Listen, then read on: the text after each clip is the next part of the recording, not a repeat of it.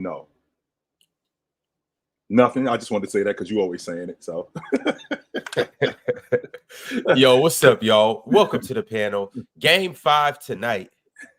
Y'all know it's gonna be a big game tonight. A lot of implications. Can't hear you, Ticket. Can't hear you, Ticket. Ticket can't hear you, yo. Can't hear you, Ticket. Ron, hold on, man. This man gonna start with so disrespecting me. You ain't gonna act like you ain't just hear him disrespecting me for no reason. So I'm gonna tell you what this is about.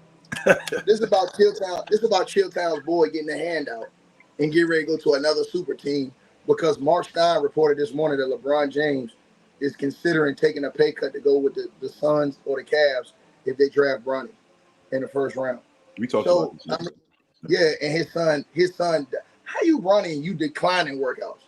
Like, make that make sense. He declined 10 workouts because he only want to work out with his sons and the Lakers. But now, all of a sudden, the Cavs coach get fired. Then they're putting everything on AD, saying that Rich Paul saying, oh, yeah, you know, it's AD. He's the one the Lakers need to be focused on. So, Chilltown, I know that's why he's upset because, and I'm going to tell you, Chill, if your boy goes and plays with KD, bro, you are not living this down, bro. I'm telling you. Me? Whoa. Stop right there. Not me. Hold. Not me. I'm going to tell you right now, before we go any further, my brother over here, my nephew over here, tell him what you said yesterday about what happens if this crew get together, Mars. What we got? We got James at the 1, Mars. What's going on this time next year if Phoenix got James at the 1? Oh yeah, they what was it that you said? They're gonna be the worst team in the league. That's what you said. Let's try again, Mars. one more time for the people in the cheap seats, Mars. They ain't hear you in the back. Nah, that's what you said. You said they Mars said they win in the NBA championship. You said they was gonna be worse than the Pistons. That's what Mars said. They win in the NBA championship. That's what Chill. If they do that, Chill, Ron, I want you to think about the implications. Because KD, I totally believe he'll do it. I don't think KD cares what none of us think at all no more. I don't think KD cares anymore about legacy. I don't think KD cares about anything anymore. You know what I'm saying? So, me personally, Ron, if they do this, bro, and they'll try and put it like, oh, we're older, banana boat stuff, we want to go out together. It ain't about winning no more. We just want to be happy. Bro, I'm just telling you like this, Ron. The NBA has become a WWE if they do that. Because you know where this is coming from, though, Ticket. Like the president of basketball operations. I'm saying, but why keep doing this when the super teams have already been smoked out? Like, if you look at the Final Four, the Final Four was the Pacers and the guys they had with Ron's boy, you know what I'm saying, Halliburton, right? Mm-hmm. Then you had the Mavs with Luka and Kyrie. Mm-hmm. Then you had the T-Wolves, who basically built their team organically. The only thing they did outside was bring Rudy. And then you got the Celtics. The Celtics basically built their team. The only thing they did was bring in Holiday. And Holiday. Yeah, well, they bought in Holiday, but their core guys have been there. They already went to the finals, their core guys. Right. You know what I'm saying? Same thing with Indiana. They got Halliburton in the draft. They got Halliburton in the draft. They got Miles Turner in the draft. They got Mathurin in the draft. They built that unit from the ground up. You cannot chill. For no reason can you go to Phoenix, bro. I can go to Phoenix because my son's gonna work down there. That's why I'm going down. No, but I don't care. But listen, let me say this to you. I don't care, bro. The league has to look at that situation and say, you know what, man? That's not like I'm just saying, bro. You got LeBron. If we being honest with you, if we being honest, David Stern put the kibosh on Chris Paul going to the Lakers. Did he not do that? But he can't. Hold on. But he can't do it with Bron because Bron can go. He's a free agent. He can go for less money. It's not a trade. Right. LeBron is a free agent. Correct. See, that's the difference. And they can't stop Phoenix from drafting Bronny. So by the way, I don't know if you remember this. Hold on. We haven't talked about this. The Phoenix Suns' new ownership have wrecked that team, bro. Already. The Phoenix Suns' new ownership has went the complete wrong way of building teams. If you want to talk about how you build teams, you look at a team like the Mavs and what Mark Cuban does. You look at a team like the Nuggets and what the guy over at the Nuggets did. You look at the T-Wolves and the guy who was with the T-Wolves now that was with the Nuggets, how they're building teams. You look at all these other young teams, the Pacers. Those are how you build teams, the Orlando Magic. Bro, this way, if they do this, and I don't know how Swiper feels, but if they do this and LeBron does take a pay cut and goes to Phoenix, bro, he's not. Don't worry about it. Legacy is Don't take it. Don't even worry about it. Hold on. Mark Stein just reported this morning that is serious. That is a real. He would lose, but I think the Danglo ticket, he would lose like a 3-year 162 extension. Yeah, no. Listen to the report. Marstad says LeBron isn't caring about the money. He's willing to take the pay. Go look at the report. No, no ticket. I know what you're talking about. I'm just telling you though. We're gonna leave that. So Swipe. I'm not leaving 160 mil on the. That's what I was about to say. He's already declining. He's already declining his player option, which is 51 million. So I'm gonna leave that on the table. And then on top of that, I'm gonna leave another $162 million on the table too. Right. What about the money? That's almost $500 million. Y'all not billionaires though. Yeah, and he's gonna get that money. He get more money off in those. First and foremost.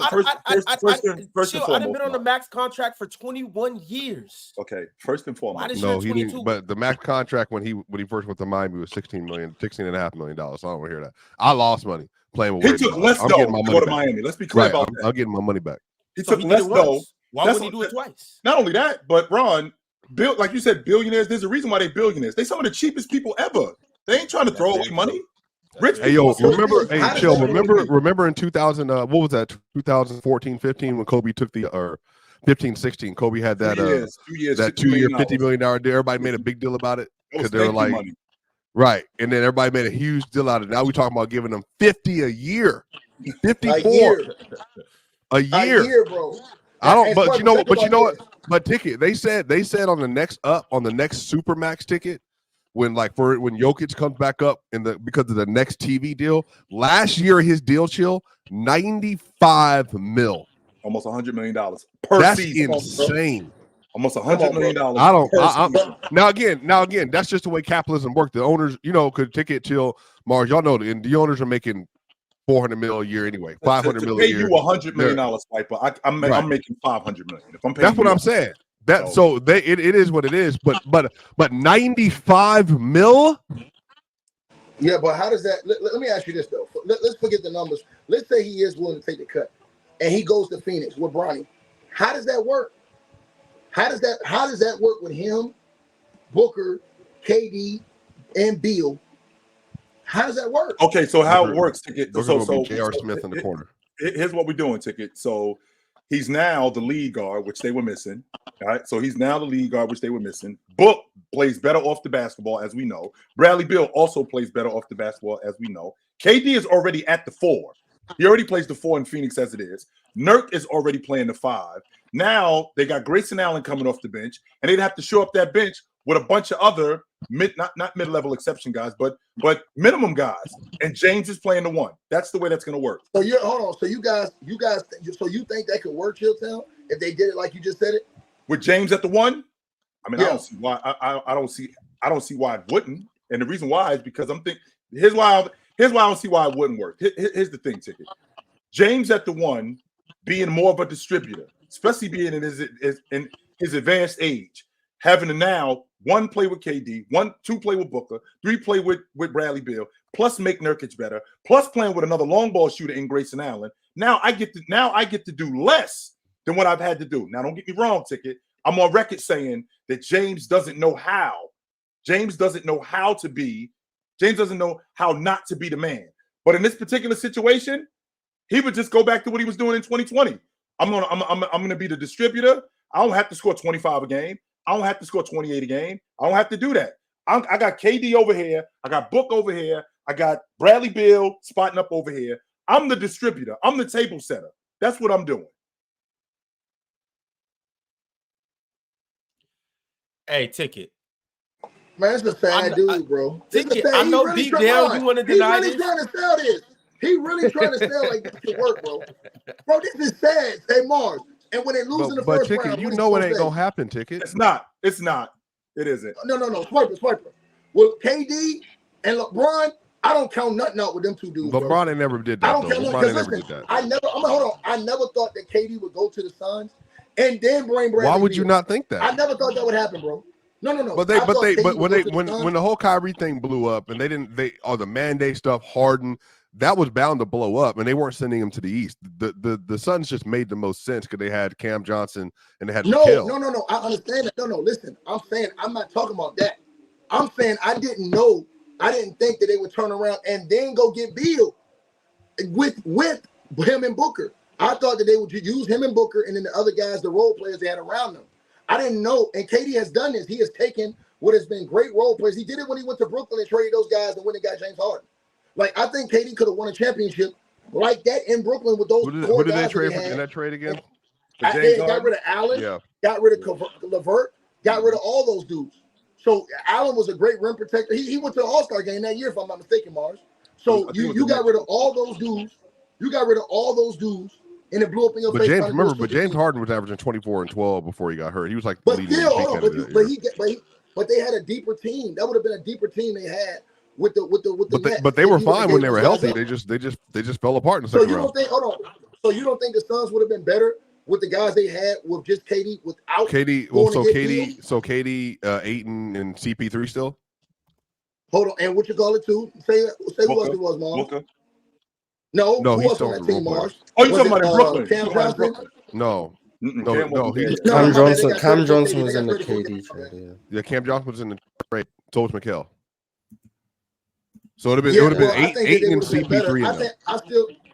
I still think it would have been better with the role players than with Beal. I think the role players would have helped them out much more than just. Remember who they traded? They traded CP3 in that deal, though. Which is what they needed, though. They needed. No, but CP3 wasn't. He wasn't like he was over the hill at that point. Like he wasn't going to help them to win. No, but he was a distributor. He could still distribute the ball, set your offense up. Remember, he got hurt, but he was getting hurt every year. That was the other question. He was also Kyle Lowry could do it. I mean, I don't see why CP3 wouldn't have been able to do it. It was definitely a money. I can tell you where CP3 going to be off the bench next year. I can tell you that much, but we can keep it moving. We can get that conversation later in the summer. Man, so like I said, if he does that now Cleveland, that's a better look for him. Like, I think he fits better in Cleveland the way they got their team. I think he's a better fit in Cleveland. I think Mars talked about the dude, the wing they got that don't hit no shots. What's his name? Okoro, whatever his name is. Okoro. Mm-hmm. Yeah. He actually got better this year, though. He actually got better this year. He actually got better this year. No, but I'm still saying, but if you change him and throw in LeBron on that team, that's a better fit than Phoenix to me. I don't think he's leaving Los Angeles, to be honest with you. I don't. But understand if he leaves Los Angeles, he's going to New York. I can guarantee you that. Guarantee. I believe that too. Hey, I had said that. Hey, that's one thing I've been saying from the beginning. I heard the Knicks is that the Knicks are going to take that shot, and I believe what the Knicks are going to want to do is a sign and trade. They're going to want to throw somebody like Julius Randle in that deal to get LeBron James. They're going to want to get off something because again, they would probably have to let if they want to keep OG and LeBron James, they have to get rid of Julius Randle on the sign and trade. Well, he was going to be gone anyway. LeBron and Julius would be a terrible fit. Yeah, so they're gonna probably try and do that. Julius don't move. If I'm the Lakers, AD has played with Julius Randle before, so I don't mind them two being together again. I don't mind putting those two together. They played. When did AD play with Julius Randle? You talking about New Orleans, right? No. Yeah, that 1 year. You're right. Yes, he did. That 1 year. Yeah. Yes, you're right. That's right. Yeah. I forgot. My fault. And they both put up. And Julius Randle put up good numbers. Besides, he was 19 and 10 that year. Yes, he was. He was 19. He put up. So I'm saying, they played. I don't mind that. If you can get that, maybe if you're the Lakers, if you can peel off a couple of those young guys from the Knicks in a deal like that, okay, cool. Let LeBron go over there with Jalen Brunson, Josh Hart, and Divichenko, Mitchell Robinson, and some of those guys and see what they can do in the East. But me personally, the Suns. Understand where the connection is, though, Ticket. I think you forget what the connection is, Ticket. I think you think that the connection is just him going to the Suns. Remember who the president of basketball operations is there. It's James Johnson, who used to play with him in Miami, who played with him in Cleveland. So there is some nepotism there, not just with his son, also with him. I know that this sounds ridiculous, but also with him. That's where the connection is. Phoenix is the only one. That's why the Lakers are trying to get rid of, and Mars and I had this conversation yesterday. That's why the Lakers are shopping that 17 pick, because they don't want the pressure of having to possibly take him at 17. That's why they shopping that pick. Now, Phoenix at 22 with James Johnson at the helm, he may okay that. And on top of him okaying that, he's not gonna. Did I say James Johnson? Is it James Jones? I'm sorry. I apologize. James Jones. He okays that. In the process of him okaying that, now James knows they're gonna at least do my boy right. It's not gonna be this, when I'm going after a year, I'm going after 2 years, they're just going to get rid of him. They're going to at least try to make this thing work with him. So, Yo, so I gotta ask you guys, and what's good? Do you like how Bronny's getting it? Do you like how Bronny's getting it right now, Chilltown? Do you like he's getting a hand up? I'm on record saying he should have went back to school. I'm on record saying that. I'm on record saying that he should have went back to school. I don't think he's ready. I gotta ask each and every one of you guys. I'm gonna give you 4 locations, and I need each of you guys to tell me which location you would prefer LeBron to play in next year, whether you like it or not. We got the Phoenix Suns, the New York Knicks, the Cleveland Cavaliers, or stay with the Los Angeles Lakers. Ox, I'm gonna start with you. Where would you rather see Bron at? I like what we talked about yesterday. I kind of got excited about that. You know what I'm saying? It's not something that I would prefer, but in my old age, Ron, I've come to realize that whatever excites the league, whatever excites the fans, is good for basketball. So let's get LeBron James and LeBron James Jr. over there with Kevin Durant and Phoenix. That's what I want. That's what I want next year, Ron. I want Bron to take a little less bread. I want Phoenix to take Bronny with the 22nd pick. And I want that man to play basketball with his son. You know, Ron, it was always a dream of mine to play pro ball with my little brother. That was always a dream of mine. I wanted me and my brother to be on the same team at some point. But didn't he have to be good enough to do it, though? Don't you have to be good enough to do it, though? Yes, yes, Ticket. Well, all right, Ticket. Now, hold on, brother. Bob, I'm gonna ask you one question, Bob. Thursday morning. I just want you to, Bob. I just want you to tell me the truth about one thing. On everything you love, I want you to tell me the truth about one thing. Do you know any sophomores in high school right now that's better than Bronny? Tenth graders? I don't know. I don't know any personally. I've never. Do you know of any Do you know of any sophomores in high school right now that's better than Bronny? Because I know I have seen sophomores. I have seen sophomores in my days of basketball that I think 10th grader Bronny. I have laid my eyes on sophomores that I believe Gilbert Arenas right now will annihilate Bronny. Elijah Arenas is a sophomore. But he's 17. He's 17 though. He's 17. He's 17. He's not 14. He's not 14. And he's better than Bronny. That's beside the point, bro. That's beside the point. Let me just answer Ron's question, and then whoever got it next got it. I'm not saying they'll win a championship. Hell, I'm not saying they'll make the playoffs. I'm saying I want to see that man play with his son, and I want to see him do it with Kevin Durant. I have realized that this is all just show business. You know what I'm saying? I'm coming to terms with that. This ain't about basketball no more. I love basketball, but the NBA is show business. Let's make it happen, man. Come on. So it's just a job. So it's just a job now. It's not even that, Chill. It's not even that. It is a job. You get paid. You get paid for it, but it's not even a gig. It's just straight show business. The respect for the pure game of basketball is gone. There's no more of that. So let's have fun with this. Let's play ball. Let's enjoy it. You know what I'm saying? Let's let the drama unfold. Let's go. Chill. We're going straight General Hospital right now anyway. We might as well enjoy it. Let that man play basketball with his son in Phoenix, beautiful Phoenix, Arizona. Come on, man. What could be better than that? What could be better than that? Out of these 4 locations, where would you prefer to see Bron at? Phoenix. Why Phoenix, Mars? Why Phoenix, Mars? Bron and KD would be entertaining. We spoke about yesterday. Bron and KD would be entertaining. I don't care.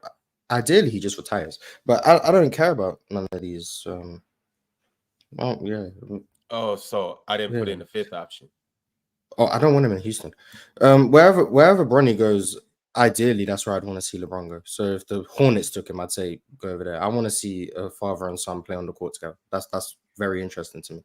So I don't care. Wherever Bronny got drafted, I'd pick that team. It seems like Phoenix seems to be the team where he might get drafted. So that's the team I'm picking. What a waste of pick. I'm not even trying to, like, not even about hating, but you don't even need another guard, like a small, like a 6'1" guard that's not an on-ball player or playmaker, and that's going to take 2 years minimum, I think, to develop. And then you already got Grayson Allen and others on the roster, so I would just be it. Swiper. See, this is the thing. Now, Swiper. Now you finally want to talk ball. Now you finally want to talk ball, and this ain't the time to talk ball. This is about father and son. You got kids. Didn't Ox tell us that Rudy Gobert deserves more post touches because he averaged a certain point per game, and then on good field goal percentage. You trying to bring up something that now I'm talking ball. But I explained it to you in February when we first met. And we wanted. I'm trying to talk legacy, not narrative. Legacy. I'm talking about family. I'm not talking about basketball. All right, Dominic Toretto. Look, Swiper. Come on, bro. You don't want to see this man play with his son? No. Whatever his son wants. Whatever his son wants. Bronny already said that. I'm not going to force my son to play with me. So if Bronny wants to start his own, I mean, I wouldn't have. You wouldn't have to force me. I ain't buying that, Swiper. The reason why I'm not buying that because if that was true, then he wouldn't be turning down workouts. So that's not true. I'm not buying that at all. Bronny James. He want to play in a big market. No, I'm not buying that. Because if that was true, number one, he already is projected as a second round pick. Why are you turning down workouts when you can go in there and wow people? You know why? Because of the 10 or 12 teams, you could it's like a job interview. Because I can. I might not get the. Well, you can. Are you a Succession fan? Have you seen Succession on HBO? I've never seen Succession, unfortunately. No. Have any of y'all seen Succession? Ron, you got to watch Succession. I haven't had the pleasure. Ron, Ticket. Have you not seen Succession at all? Can we just get to the analogy we were about to get to? No. Man, be quiet, Marcia, because you don't watch good television. Be quiet. No one's watched it. Listen, Kendall Roy is the son of the dude. There ain't no situation. I can do whatever I want. I'm the son of him, of the boss.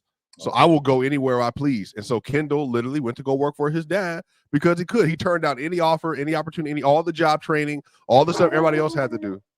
Hold on, bro. That show was just that dog barking because he hit a bull job about LeBron James too. I was just about to say that.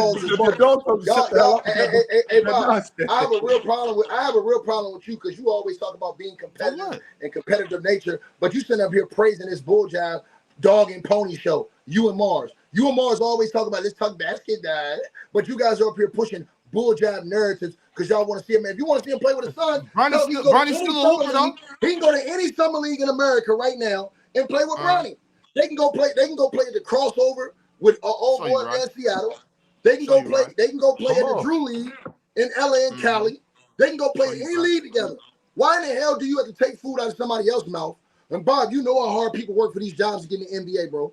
This is the goddamn handout, bro. And Chilltown, no, I'm not lying either, bro. This is a handout, bro. And I don't respect it because somebody who really earned it ain't gonna get that shot, Chilltown. They ain't gonna get that shot. So who do you think the Suns should take with the 22 pick, the 22nd pick? Whoever's worthy on that board. Whoever was on that board before all this bull job with Bronny came before Bron stuck. Do they not have a second? Do they not have any second round picks? Nah, they lost their second. The Lakers have the 50. They don't want. Listen, Rich Paul came out and said they're not doing. Hold on, I want y'all to think about this. What player in the country what he's supposed to do? Can you say no? But that's what I'm saying though. He's saying no. We ain't doing no two-way contracts. He ain't going to the G League. What is this? This dude ain't no all-world superstar. Keep it 100, bro. Bob, it's people out here that really been working and grinding. You right. You take it from right. them people, now, you right. You right. You right. You right. I don't believe in that, man. I don't believe in that. I believe. But look though, Ticket. Are you looking at it? Are you looking at it from all points of view? You're looking at it only from how you feel about it. I'm looking at LeBron James is a selfish bastard. Well, look. You gotta understand something. I'll always be trying to tell you. Look at it from whose job is it? It's somebody's job to be like, Rich, we don't give a damn about what you got to say. This boy ain't ready.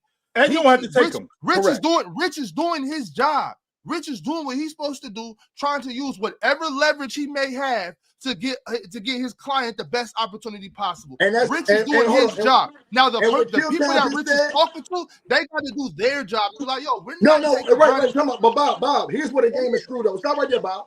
Here's where the game is screwed though. Oh, but no. Here's where the game is screwed though. Rich Paul has such a grip on the league because he has so many clients that he can say, if you don't do this, I'm not going to give you more of my clients. I'm going to send my clients the other play. No, so I'm just not gonna stick somebody else on the leg. Bob, I'm gonna give you an example, right? Hey, Bob, I'm gonna give you an example. That's a real conversation. You're not being. That's a real conversation, though. Bob, if I got all the beers, Bob, if I got all the beers, right? If I own all the different beer companies, right?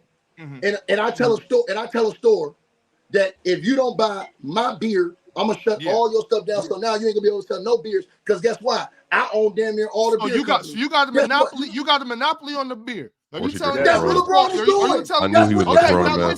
So listen.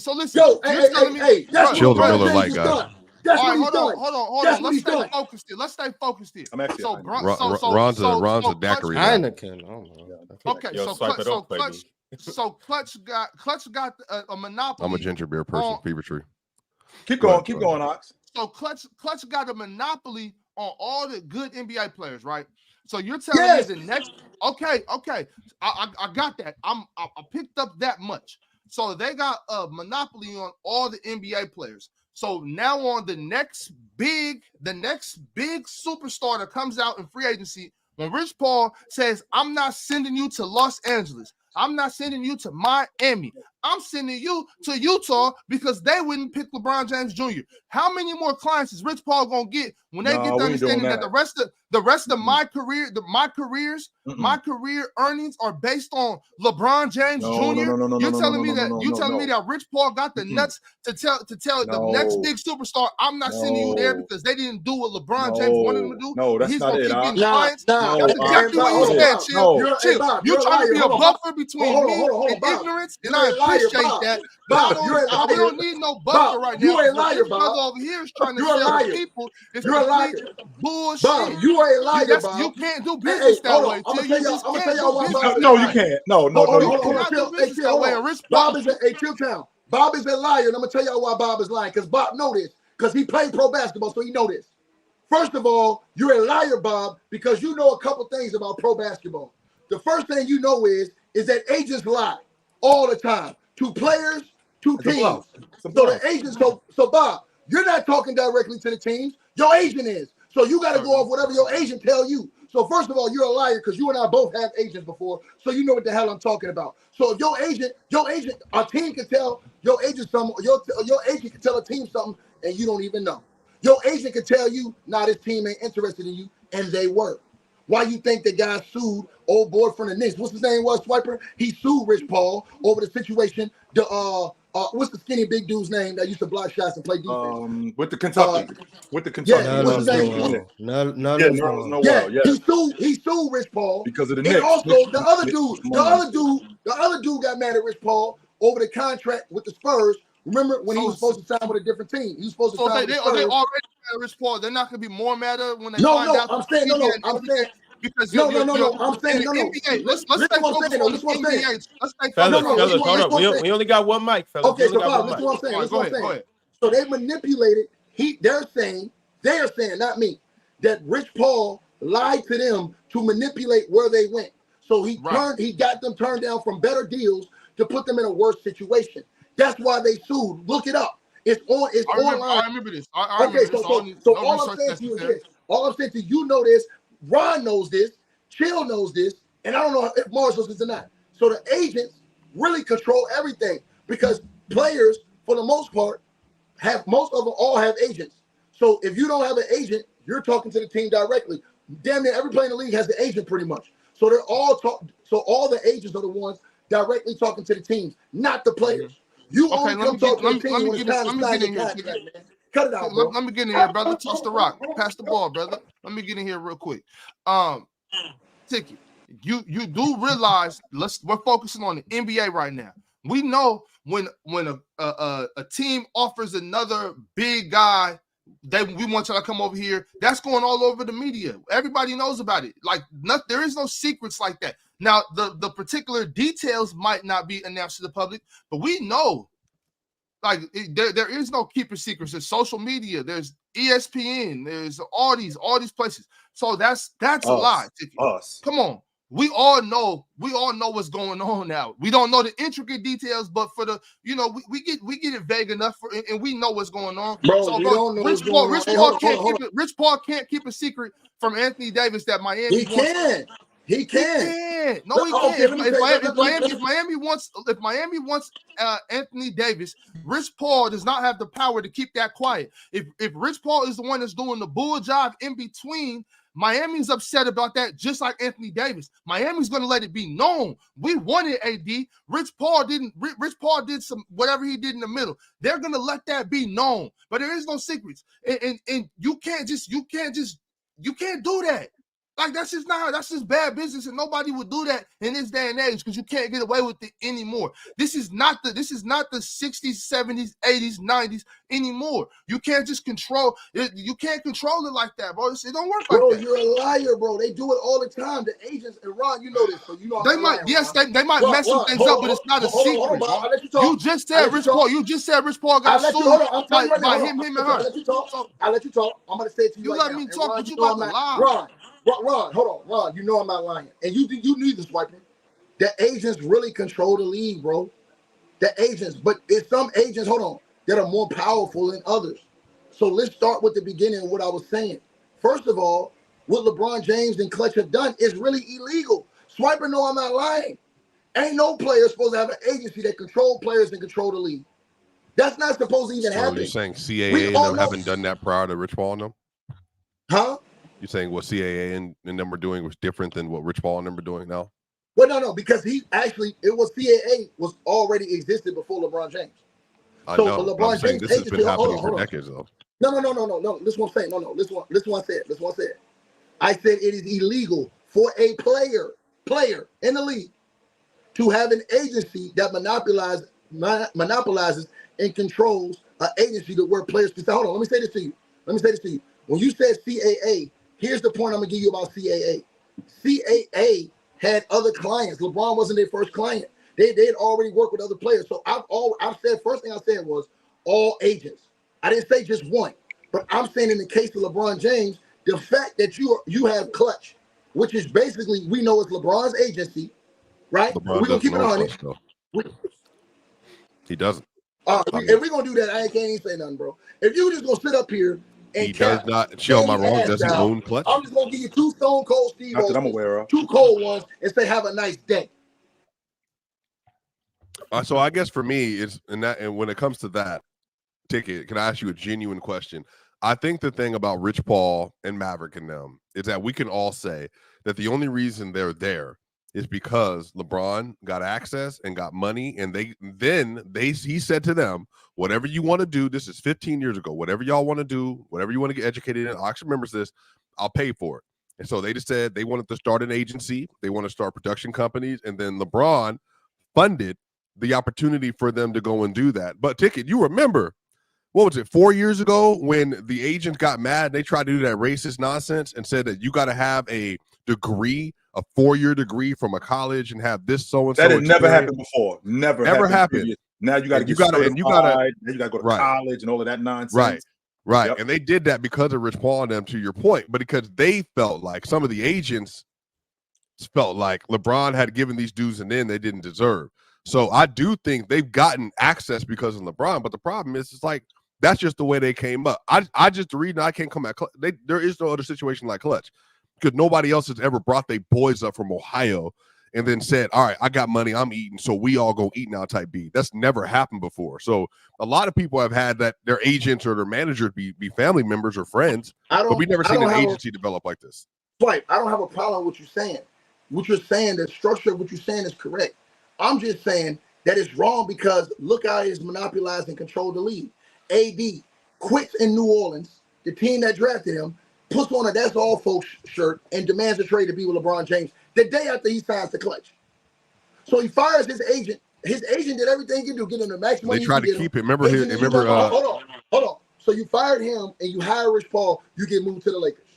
Trae Young, he signed with the Clutch. And what's the talk about him the whole time? Oh, he may get traded to the Lakers.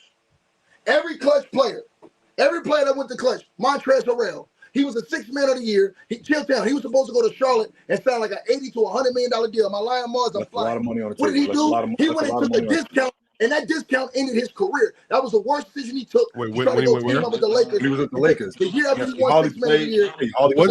Wasn't that because of the playoffs though? Like his value? No. went down? No. That was the year he won $6 million a year with the Clippers. He was the Charlotte Hornets. We're going to give him a starting job at $80 million contract. He turned that down for a $9 million deal with the Lakers, bro, because he was with Clutch. 1 year deal. So look at all of these things. Look at all these moves of the Lakers signing Taylor Horton Tucker because he's with Clutch. The Lakers got rid of Caruso. Well, didn't they and draft? kept Taylor Horton They drafted Tucker Horton, didn't they? No, I'm saying they re-signed him. Remember, that's why they lost Caruso. They should have kept Caruso, but they kept him due to relationships and Clutch. THT. Then they ended up getting rid of THT. Rob Lincoln doesn't know what he's doing though. He regrets like that. They hold on. Remember they could have got they could have got Kyle Lowry in that trade, but they didn't want to put him in the trade because hold on. But that's my. You're right. Hold on. You're right. Hold on. What you're saying. Hold on. What you're saying is right. But that's my point. My point is that Clutch has a strong hold because at one time the Lakers had 7 Clutch players and a coach on the roster. I mean, I don't tell you. I feel like we can do this for a lot of agencies, though, that are all big names. What agency got 7 players on the same team? I'm gonna be real. I'm gonna be real with you, Ticket. This is a genuine perspective question. This is probably some detective work that you've already done. If you can tell me 4 other agencies of relevance in the NBA, and if they have 5 or more players on a roster, I would be willing to say they do. Just like hold on, I'm not done. I can't confirm that. I'm saying I don't know. You have to show me. But just like for the Nuggets got 3 players that signed with the Chinese shoe company because of Jokic. I mean, that's just the way it works. It's like, hey, I can get you some money, I can get you better benefits. Team, huh? That's not with that's not with the team. That's just promotional purposes. I'm talking about when you can have damn near half the roster be Clutch and the coach. Bro, they even got media members that's Clutch. They got members in the media that's Clutch. Why you think it's all this capping in the media? You got media. I'm gonna say this again. When you can control the media, control all this, bro, this is why I'm trying to say this, bro. So when you got media members that signed to Clutch, that's insane. Who in the media is signed to Clutch? Yeah, I need to know that. Nick Wright is signed to he was signed to the talency agency that Rich Paul is over presidency over with Clutch. Also, so he's not actually signed to Clutch. So he's affiliated with him. So he's not actually signed to Clutch. Because they're subsidiaries. The subsidiaries. Rich Paul took right. Yes. So him, Mark Jackson, who was Clutch, he's in the media. Who else was Clutch? I forgot. You might as well say Shannon Sharp was Clutch. You might as well say triple bass mouth Shannon Sharp is with Clutch. You want to keep going? Like when did Mark Jackson give a Clutch? Yeah, Mark Jackson. When did Mark Jackson give a Clutch? And even Shannon Sharp with Clutch? Mark Jackson been with Clutch for years. He's not. Oh, about to say, because he got his own production company. Mark Jackson been with Clutch for years, bro. Well, Mark Jackson ain't got a job. So Mark Jackson is with Clutch. No, I said and you telling me. Okay. Right, you telling me that Mark Jackson been with Clutch, but Mark Jackson couldn't find the gig to where Cameron had to said media. We're talking media. Hey, hold on. Mark Jackson don't work in the media no more. Yeah. But he lost his job. Agents do different things. They can get you jobs in the media. They can get you jobs in corporate America. They can get you sponsorship. You can be an agent for anything. Not just athletes have agents. We understand that. We understand. All I know is if Rich Paul, somebody DM me ticket. Somebody DM me ticket and said legit. DM me and said I'm not even trolling you because they see everything. And he DM me and said, hey, Rich Paul and them know who you are. Just whatever. Look, if Rich Paul watching this, go ahead and sign me, bro. I'm good off it. I ain't got no issue with that. So if everybody over here, if I start an agency and I sign Ox, Ticket, Mars, Chill, and Ron, if he ever want to stand up and stand on business, if I signed y'all can say whatever y'all want and do whatever y'all want. That y'all, I'm just giving y'all money. I'm getting y'all paper. But again, if you speak favorably about me because of that, because I'm helping you earn your bread. I'm saying, but their loyalty goes to who? Hold on. But here's the point. Their loyalty goes to you because you're the one that's funding them. So what I'm saying is that how can you legitimately be a player, have an agency when everybody's loyalty is going to be to you because you're the money man? Them dudes ain't going to speak out against LeBron James or they're going to be out of a job. So it's not fair to players on teams because you got players that actually fight to get on rosters, but they can't because people are doing favors for players that are under certain agencies. These are facts. So this goes back to Bronny. Bronny shouldn't even, Chilltown knows Bronny shouldn't even be in the draft. How in the hell is we talking about him as a first-round pick? Guaranteed contract now. How? Because he made a few jump shots wide open? How is he declining workouts? Make it make sense. I know that David Falk was cornered the market once he got Jordan, and then he got all of those other guys. But they weren't on the same team. No, they wasn't. No, they wasn't on the same team. That's my point. Hold on. That's my point. Right. That's my only point. Right. That's my only point. So my only point is this. When you have that type of power and control, it does put a black eye on the league when you can move all of these things to get your son put in position to play with you when he ain't This is all hypothetical, by the way. That's not hypothetical. Right. He might not even get drafted. I think LeBron is saying it with the Lakers. I don't think Phoenix. I don't think Phoenix is drafting. Is drafting LeBron. Hey, wait, Ticket. Can we put Ticket? Can we put a bet? I'm got a big block ass head. Can we put a bet up that he doesn't get drafted by Phoenix in the first round? No, man, he capping, man. He talking about something he might not get drafted, man. That's a damn lie, man. Bro, that's hey, Ticket, I'll bet you. Hey, Ticket, I will bet you. Ticket, you got them little 8-ounce bottles of Corona over there. You ain't even drinking. Hold on, Ticket. I'll bet you. Hey, bag for bag. Ticket, bag for bag. Bag for bag. I'll bet you that Bronny doesn't get drafted in the first round. Bag for bag. You put one of your bags up, put my bag up. Bag for bag. He don't get drafted in the first round. Man, listen, bro. Bag for bag. Ticket, are you accepting the bet? Yes or no? I ain't gonna lie to you. I ain't got bags. I got beers in here. I ain't gonna. All right. Okay, that's too many beers. But I'm saying, bet me back for back. Bet me back for back. First round. Man, Don't get drafted. Hey, listen, man. I'm just gonna. I got a bad feeling, bro. I don't like how the league is going, bro. Because y'all didn't see none of the other players do this. You didn't see Shaq do this with his son. What did Shaq say when it was Sharif? Shaq said, "Nah, hey, Sharif got to go get it on his own. I don't want nothing to do with that." The same thing. He really didn't want nothing to do with it. He really didn't. These dudes could have put. He didn't want nothing to do with it. He didn't want nothing to do with that. Bron is at all the workouts, all the tryouts, all the videos. Come on, man. That's taking somebody else's spot, bro. I respect people earning their spot. But Ticket, but Ticket, with that being said, I can't now. Like from the standpoint of a basketball player, that's one thing I can dig that. But let's not forget, this is my son, and I am looking out for his best interest. Can we not forget that? This is not just some kid that I'm trying to get put on. No, this is family. And we do that all the time in all walks of life. A prime example, Ticket, would be you talking about your man Jordan. When Jordan went to fantasy camp in 1993, 1994 with baseball, he took somebody's spot, Ticket. That's a dude that's been in the minor leagues for 4 or 5 years that's been busting his ass. What was he batting? Michael Jordan. What was Jordan batting? Jordan, hold on, because you're not going to tell that lie. Jordan went to the minor leagues, and what did he, what did he bat in the minor leagues to get put up to the majors? He didn't just go straight to the majors. First of all, yes, he did. Yes, he did, Ticket. He didn't play. So he went, He went to the minor leagues, and didn't Michael Jordan's son didn't he go to school in Florida, and he said, I refuse to wear a certain brand deal, and they literally changed the entire branding for the school. That's exactly what happened. Because of his association with his dad. University of Central Florida signs a Jordan deal. They signed a Jordan deal. He refused to wear the shoes for a player that wasn't even that good. Did he? Hold on. He's way better than Bronny. I mean, Bronny played.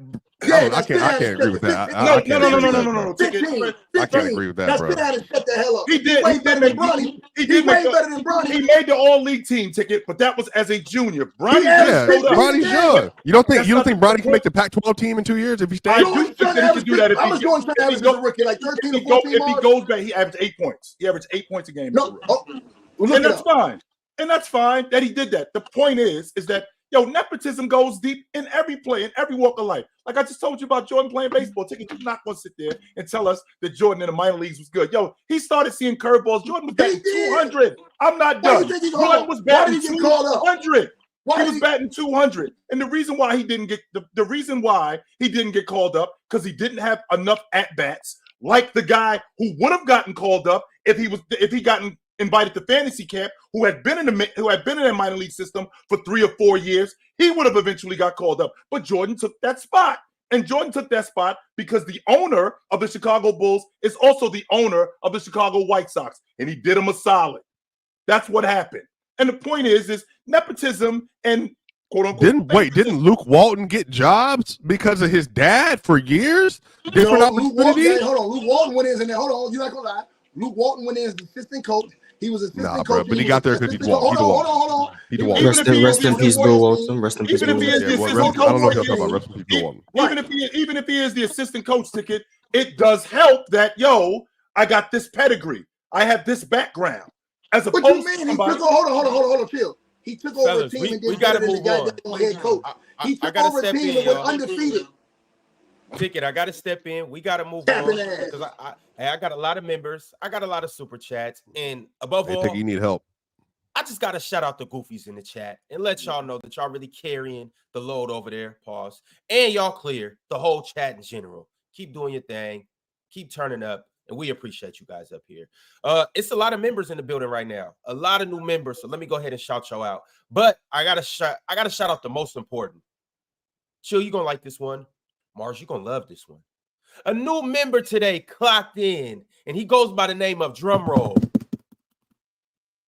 L-Dub. Shout out L-Dub, man. L-Dub finally decided to show his face and pull up, man. L-Dub, big ups to you, man. Tay Harris became a member. Mau also became a member. SPS became a member. Welcome to the party. Evan Simmons became a member. Welcome to the party. Ryan Dew became a member too. Welcome to the party. Clapton Crunch. Shout out to him. He became a member. Kundrill also became a member too.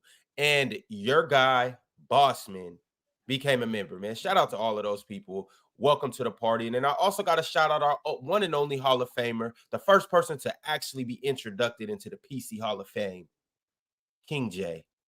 You're a legend. How do you get into the Hall of Fame for PC? There a donation amount?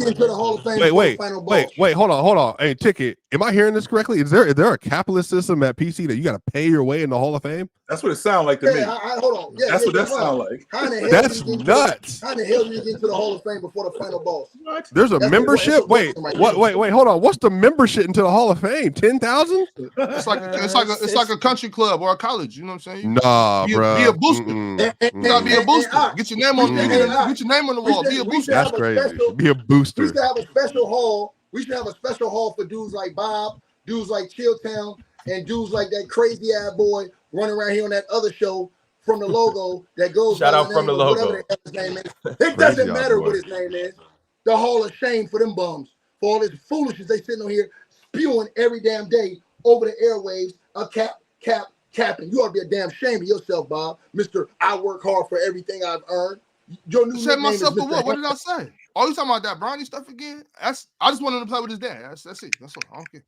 Oh, by the way, okay, did y'all talk about? I got kids. I would love to play with one of my sons. Did y'all talk about the Negro League and the MLB situation? So dope. No, what happened? They combined. They're combining the stats for the Negro League players into the MLB. They're finally folding them into the MLB records and all that. You see, Josh Gordon taking over the record books. Basically, Miles, what they're doing is the same thing the ABA and the NBA did. Mm-hmm. No, I figured. Shout out to the Negro Leagues, man, and shout out to the ABA too. Mm-hmm. Two leagues that definitely paved the way for the new generation, for things to be the way that they are right now. Shout out to all the legends. Also, we on playback tonight. Y'all know it's a big game tonight, and as fate would have it, we got the all-star superstar playmate personality himself, Chilltown Hoops. Y'all pull up, have a good old time with Chilltown. Leave the goofy shit at home and come watch a good ball. No, bring it. Bring the goofy shit. Bring it. Bring it. Right. Bring the goofy shit. Bring it. Bring it. Bring it. Y'all know where I'm gonna be at 8:30 Eastern time. Y'all know exactly where I'm gonna be. So I'm gonna see y'all there. And last but not least, playerschoicemerch.com. Scan this QR code and go get you one of these hoodies that Swiper can't seem to get for some odd strange reason. But don't be like Swiper. Get you one of these nice hoodies right here. Right here. All right, y'all. Y'all sent through some good super chats, so I'm gonna go ahead and read them off. Let's go ahead and run down these. Gandhi KV2 said, "Who has more game-winning defensive plays than Drew Holiday?" I don't know. How about Scottie Pippen stealing the ball in Game 6 in a one-possession game? That's a pretty big deal. How about we rewind the clock back to 1993 in Game 2 in the NBA Finals? They're down 3. Danny Ainge got a wide open. He's got a wide open 3. Nope, he doesn't, because Scottie Pippen blocks the shot to end the game. I mean, I could keep going with Scottie Pippen all night. So just so you guys know, the NBA didn't just start when you guys was watching. The NBA been going on for a long time. Just so we clear. So now you want to go back to the old school, huh, chump? Oh, yeah, so now I want to go back to I just recognize that it's not 1995 anymore. Ticket, unlike you still lives there. You still live in 1989. You still live. You are something else. We don't live there anymore. Ticket. We don't live in 1988 anymore. We don't. We do not. Wait, hey, chill. Could I haven't heard your perspective on this? Because a lot of people are complaining on the Twitter timeline and some people on TV as well. People are very underwhelmed that the Celtics are 12-2 right now because they haven't played Butler, Mitchell for half the series, and then Hallie for half the series. And then, we'll see what comes out of the Western Conference Finals. I think the Celtics are probably going to win the title 16-4, but I don't think Celtics fans and many fans are ready for the fact that no one is going to be moved at all by this run that they had. Do you see any validity to that? Do you feel like they should this be discussed in a lower level because of the fact they've gone on this run, or is it just simply at like you play who's in front of you and you just kind of let's see if he got some integrity, Swiper. Let's see if he tells the truth or he sold out. I'm sorry, Swiper, to answer your question. You play who's in front of you, right? You play who is in front of you. And the reason why you play who's in front of you, because at the end, when they raise the trophy, you're still the NBA champion. And these NBA champs, regardless of whatever road that they go through, there's going to be some scrutiny. There's going to be some sort of criticism. Had Jimmy Butler played, had Terry Rozier, who we haven't seen in the playoffs, by the way, in 6 seasons, had he played, they still would have beaten Miami. Had Donovan Mitchell played. Now you know that. I'm not done. Quiet, Goofy. I'm talking. Cap artist. Now, had Jared Allen played, had Donovan Mitchell played, they still beat them. And on their march to the NBA championship, if they do win the championship, which I think that they're going to win, the narrative is going to be Jason Tatum was on a bomb squad. Jason Tatum had a super team. So it's always going to be something there. Correct. He correctly, just to be clear, did not win Eastern Conference Finals. No, he did not. Of the series. Jalen Brown actually had Jason Tatum on his roster. Just to be clear. I don't know how it's interesting that we say stuff like that because. What do you mean? The reason why I say that is because Jason Tatum still was awesome in the Eastern Conference Championship. It wasn't like Jalen Brown threw him on his back. It wasn't like he threw him on his back and that was the end of it. But the point I'm making is that there's going to be some set of criticism. Swiper, the example that I always bring up is I bring up the 87 NBA the 87 Western Conference. The Lakers road to the finals. Why you keep talking about old teams? I'm not done. I am not done. If I can continue, I don't think anybody in the chat was alive in '87. By the way. Okay, so we talking about the Eastern Conference being weak in 2016, right? The Eastern Conference was weak, even though the Cleveland Cavaliers marched to the NBA championship and they beat the best team in NBA, arguably the best team in NBA history. So there's always going to be some criticism. Well, James was on a bomb squad. He had to go get Kevin Love. He had to go get Kyrie Irving in order to do it. It couldn't just be they were better. It was not that. It was, he had to go get this guy. He had to go get that guy. So there's always going to be some sort of criticism. There's always going to be some sort of narrative on some level, whether or not you win. Now, have you seen this before in your history? I haven't seen this to this level in terms of injury. But I can't remember it either. I haven't seen this in terms of in with this level of injury. But what I can say is, why y'all ignoring that KP is out too though? KP been out. 2021 was 3 years ago. Are we forgetting the Suns just beat a bunch of injured teams? Like that was 3 years ago. Is our memories that short? Until no AD. Anthony Davis, your Nuggets were in, and then in the conference finals they played. They did. Yeah. No Kawhi. 3 years. We forget 3 years. I'm sorry that I forgot that. They won 64 games that year too, right? No, 22. They won 64. That 22. Year, they won like 51 or something. No, they won more. Because of the short season. So they beat the. AD was hurt in round 1. Then Jamal Murray was hurt. No Jamal, and then no in round 3, no Leonard. No Leonard. And they got dog walk. But the thing is I don't think anybody. I think the Mavs might lose. They could lose in 5 or 6. I think, and it's I don't like that matchup at all. I don't like that matchup at all. I don't think it's a good matchup at all. I like the matchup, and I think here's where I think that you guys are wrong over on PC. Y'all do this a lot. You guys take the biggest part of basketball out of basketball, and it's not always the X's and O's. It's hard. It's what's inside your chest. Yeah. A lot of times, basketball. Hold on. Let me explain why. When you get to this level, a lot of times teams are those 2 teams that are there at the end. Those are great teams normally, so their X's and O's are down. Now it comes to who wants it more, who is out here when they're tired in the fourth quarter and still able to perform at the highest level. Whose heart's gonna keep them going, and it's gonna keep, because when you get tired, you stop thinking as much as you do when you don't get tired. But who has the mental toughness? When I say this type of stuff, you go back and look at guys like Jordan. Chilltown knows this. When you get deep in the series like he did against the Utah Jazz, he didn't want to go to Game 7 because he knew they probably weren't going to win Game 7. So he had to dig down deep to go get it done in Game 6. Who has that type of will? Who has that type of willpower? I've seen Kyrie Irving do this before. I've seen Kyrie Irving be down 3-1 and put on 3 unbelievable performances straight to help come back and win a championship. I've seen him at the highest level perform under the most pressurized situations next to where you LeBron have to have James. heart. Hold on, let me finish. Where you have to have heart, nuts, and guts to be able to do what he did, which is I don't even think they were down 3, but to come down and pull up a 3 in the face of Steph Curry at that time in Game 7 with everything on the wood. He doesn't make that shot, they going home, and you know what the media narrative is. Well, I think it was tied, right? No, they're up 1. They were up 1. No, I'm saying right. No. Listen what I'm saying though. If he shoots that ball, that type of shot, misses, they go on to lose. They destroy Kyrie Irving's career, and his legacy ain't nowhere near what it even is now, based off of him making that shot, right? So a lot of different things come into perspective. You guys y'all take a lot of times heart, grit, determination. Bob knows this. Bob knows that maybe I might be more skilled than him, but if Bob got more heart, if he can really put me in a situation to where I really don't want to challenge, because I know a lot of dudes that skill, but they don't have that heart. They don't have that, like Vince Carter, all the skill in the world. He had the dog, the grind, the determination of Kobe Bryant. Any big man in the league that you've known, AD, if he had the mental toughness of a Shaquille O'Neal, if he had the forcefulness, and that comes into play big time when you're talking about championship series. So when it's all on the line, I trust Kyrie and them grit. I trust Luka Dončić winning all the championships he did overseas, being in hostile situations, in difficult situations. Because when the chips raise, everything is different when the chips is all on the wood. Chicken, are you a Luka guy? No, I like Luka Dončić. If you look at my channel, but you like Tatum more, don't you? No, I don't. I think Luka Dončić is better. I've been saying this for years, though. You can look at my channel. I thought Luka's always been better. Since Luka came in the league, I thought Luka's been better, one of the better players in the league. Because I watched Luka from when he was overseas, winning championships as a teenager, leading teams in EuroLeague, winning chips.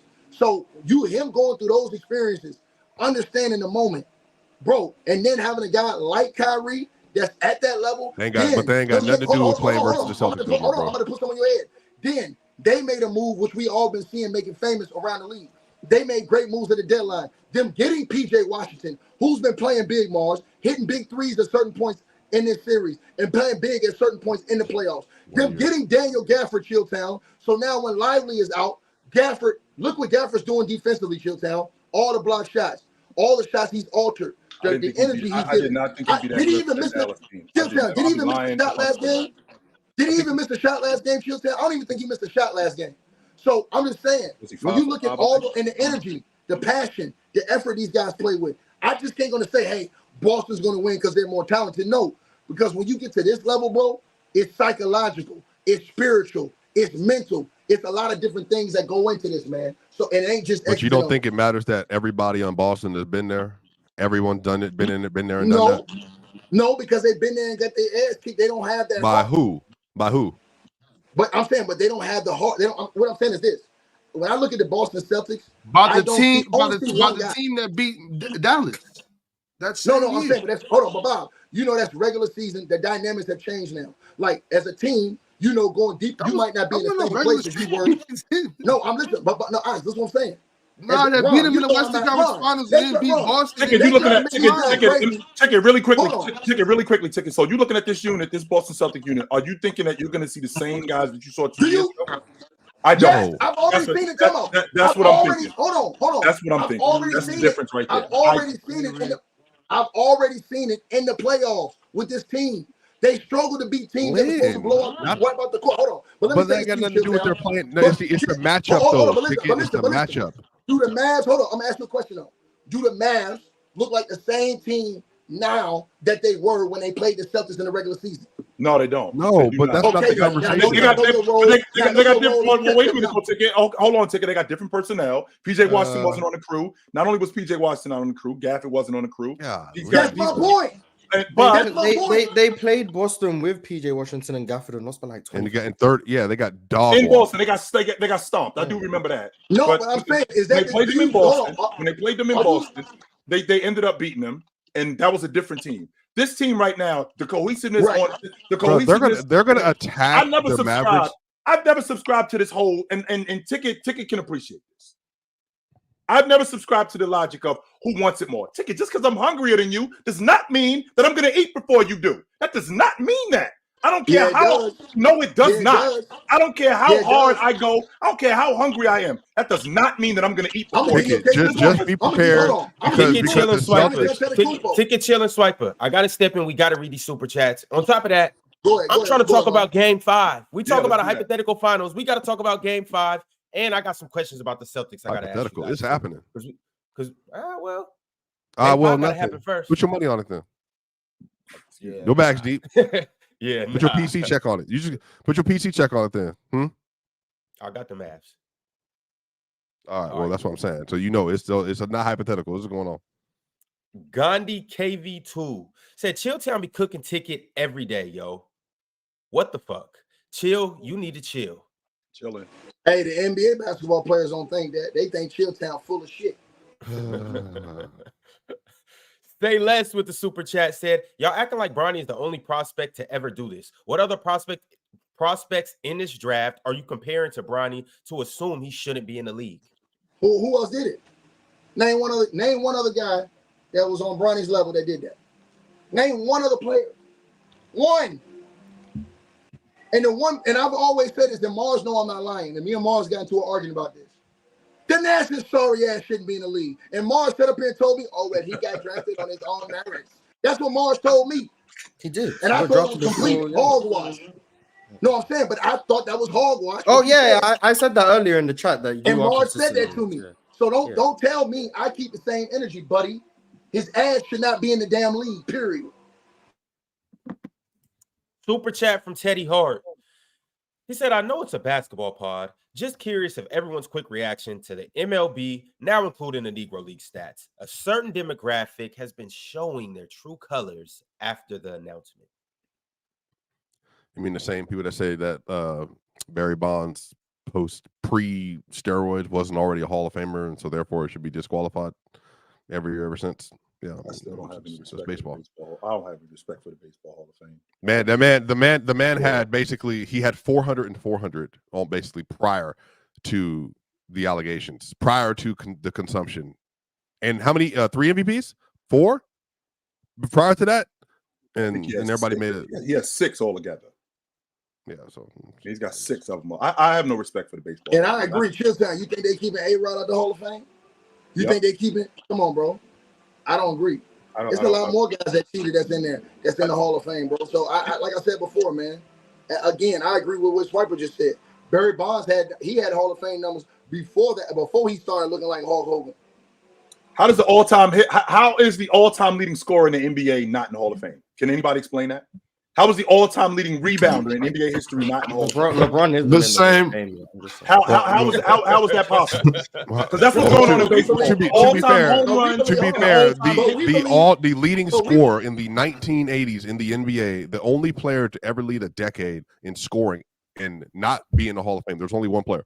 Led the entire 80s in scoring. He is indeed not in the Basketball Hall of Fame. He's not. Alex English. Alex English is in the Hall of Fame. He's not on the top. 100%. He's in the Hall. He's in the Hall of Fame. Yes, Alex English is in the Hall of Fame. He's not. He wasn't one of the top. He's top 75. He's in the Hall of Fame. Yeah, he wasn't one of the top. Alex English is definitely in the Hall of Fame. 100%. But chill though. No, but that's what I mean. Yeah, 75.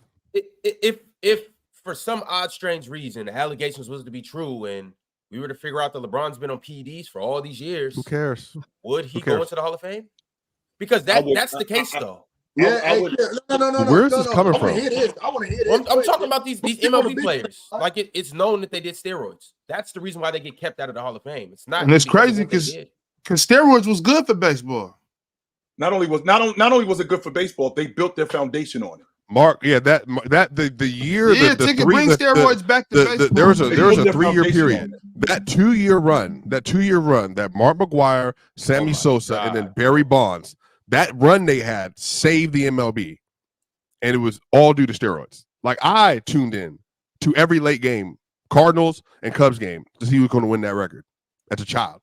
It changed baseball. So we're saying, hold on. So we're saying, because I've already been of this, I think that DeAndre Ayton's record should be eliminated from the NBA, and everybody, Tristan Thompson, all these dudes that have cheated and got popped, I believe the record should be eradicated from the league. Because how can you put dudes that's on something versus dudes that ain't on something? How can you compare their records? So all these dudes that have popped dirty for PEDs in the NBA, I believe that their records should be. I don't think that. I mean, you can still. But not all PEDs are the same though. Right. No. But if you're getting suspended 25 to whatever games for performance enhancement drugs, again, you're on something I'm not. You have a competitive advantage against me. So for the least, I feel like that your awards, as far as your statistical awards, the same way they do for minimum games, league play, you can't be eligible for certain awards. I believe if you fail a PED test in the league, that your awards should be taken away up until that time. Your awards should be eradicated because we don't know how long you've been on performance enhancement drugs. And it's not fair if Chilltown is doing something clean and I'm dirty and I'm getting better stats than him, but I'm not clean. That's not right. So in baseball, basketball, anywhere, if it comes out, but remember, wasn't it D-Hop? It was D-Hop in the NFL got suspended though, but it was an accident. He didn't even know he got like anything in his system. Like a lot of these dudes go take but as a professional, you're responsible for what goes in your body. But not every PD is the same though. No, but come on, like sometimes you take something you don't know what's in it, bro. But Swiper, if it's on the ban, put anything in your body, not Swiper, no research. But I'm saying, but you've taken creatine before. Not everything. You don't know everything that's in creatine. No, but I'm saying, creatine banned. Hold on. But you're a multi-millionaire. Actually, my mother told me that's why you have people checking the substances that you take because you're a multi-millionaire. So when you spend $2 million on your body, you should know what the hell is going in and out of your body. Point blank, period. And if you don't, but even some steroid use is for recovery, though. It's not for actual muscle enhancement. So let me hold on, Ron. So let's keep it real. So Ron, shouldn't every NBA player have? And I think it should be for every team. Every team should do what the Miami Heat do with their physical qualifications. Every NBA player should have a weight limit. A couple things. They should have a trainer. They should also have a nutritionist. Should no NBA player walk around here looking like Zion at this point? Should no NBA player walk around here looking the way that some of the guys used to look, like Oliver Miller and these guys? Chilltown, no. When you're making that type of money, bro, your money should be invested in you and your performance and how you. But most of the league isn't like that, though. Most of the NBA. No, I'm saying that's the problem. But that's the problem. You got role players making $15, $20 million, and they ain't even really taking care of themselves like that. It should be no excuses, bro. When you getting that type of money, bro, what is it, Chilltown, to hire somebody for $60,000 a year to check your supplements, to make sure that something you got ain't going to your body that's on the ban list? That's your responsibility, Chilltown. When your job gives you a list and says these are the rules, it's your responsibility to abide by them and to know what's in that. So when they say, hey, this was supposed to be your, and I ain't just talking about LeBron James, I'm talking about the guys that actually failed and popped dirty for performance enhancement drugs. Their record should be eradicated because they had an unfair competitive advantage against other guys who didn't. Period. So let me get this straight to you. I know I'm going backwards a little bit, but it's okay to pay somebody to do their job, and make sure I don't take no steroids. But I can't pay you to do your job and help my son get to the NBA. No, it's not about that. It's do you deserve it? An NBA is a privilege. It's not. No, it's not, Ticket. No, the NBA is not a privilege. No, it is not, Ticket. No, it is not. I'm gonna tell you, the first thing they tell you when you go to those meetings, And they're wrong. And they're wrong. They are wrong by saying that. I hate that shit. That boils my blood when I hear that.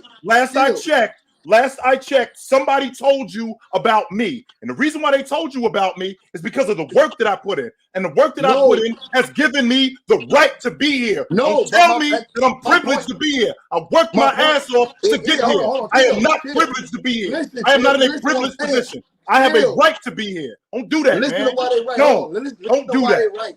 Listen to why they're right, bro. The reason why they're right, and it's a privilege to be in the NBA, because Bob knows this. Ron knows this. Mars may know this. It's players that should be in the NBA that ain't.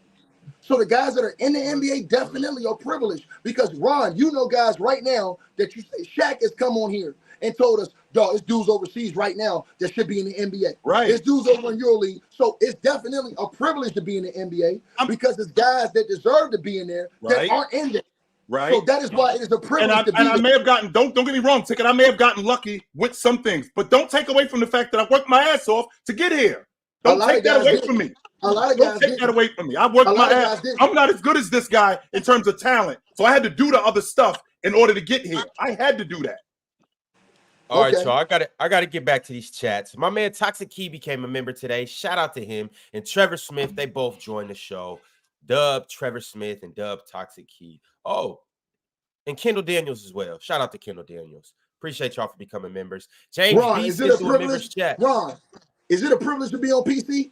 Is it a privilege for some of these jabronis to come up here and bring that Rudy Poo candy asses on PC on the panel? You damn right it's a privilege to come in here and cook with the big dogs. You can't just come in here and cook with Swiper. You just can't come cook with Chilltown. You just can't come cook with Mars. You can't just come cook with Ox any old Tom, Dick, or Harry off the street. It's a damn privilege to bring your ass up here. So when y'all bring cockeyed dudes up here, when y'all bring these other dudes that's running around here looking like an Eskimo pie and all that other stuff, I don't know what the hell his name is. It's early, but he's always late. It's a privilege for your ass to be up here on this channel right here, brother. And you better get it right and never get it wrong, Chilltown. Absolutely, yo. No doubt about it. James B with the super chat. Speaking of absolutely, yo, he been a member for 10 months. Well, he been a member forever. He said 4/7/1994.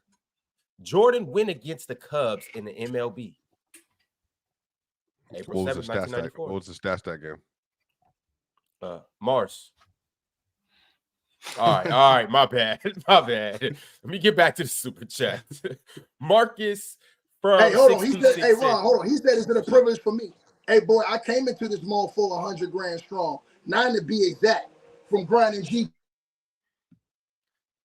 Marcus from 626 said, Ticket, I don't know if you had a dad growing up, but dads will literally do whatever it takes for their son to get a job, especially some. That's a lie. I have my dad. My dad's alive right now. And guess what? My dad always believed in hard work, dedication, and commitment, and earning what you get. My dad always believed that, Ron. Guess what, Ron?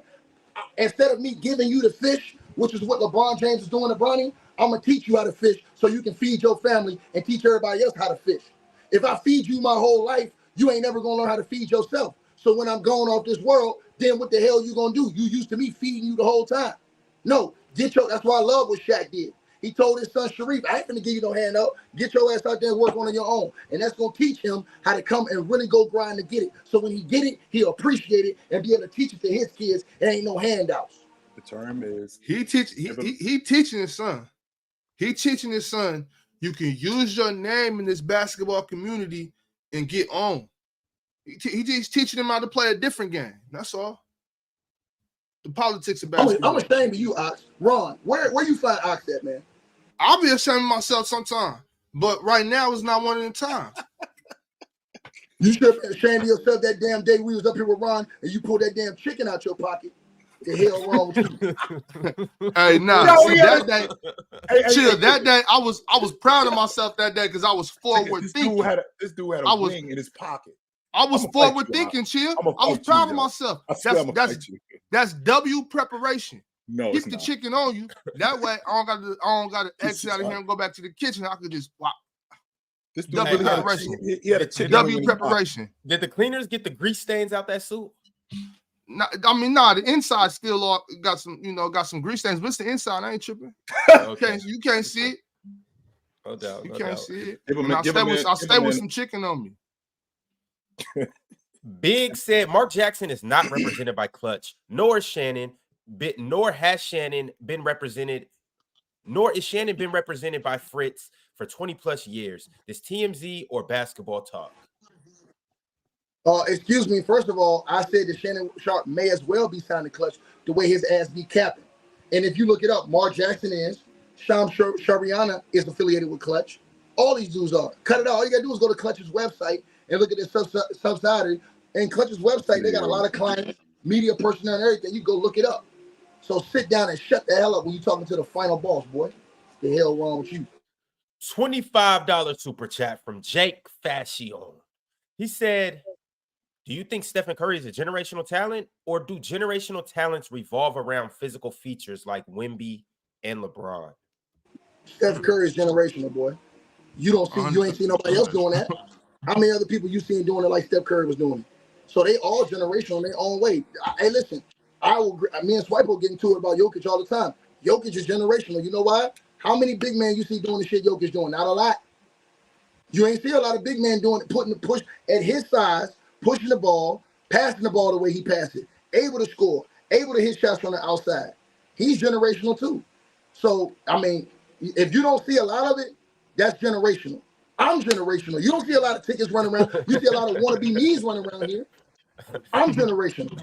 Know what I'm saying? Yo, Mars, I got to ask you, just kind of piggybacking off this super chat, what's more of a easier path to being generational? Being highly skilled or being a physical specimen, such as Wemby, Bron, Westbrook, Zion? Well, Westbrook's not generational, right? But I think that. Yes, he is. Well, yeah. See, generational is so subjective. It's like the superstar conversation. Like everyone has a different definition for what they would view as a generational player. I think the easiest path to generational is being a physical specimen who's extremely talented. That's the easiest. So Wemby, Shaq, they weren't just tall and big. They were tall, big, but talented. Because we've seen big guys, very, very big guys, but they weren't generational because they didn't move as well as they did. They weren't as skilled as they were. They couldn't do the things that they could do. So it's not just about how big you are or how fast you are.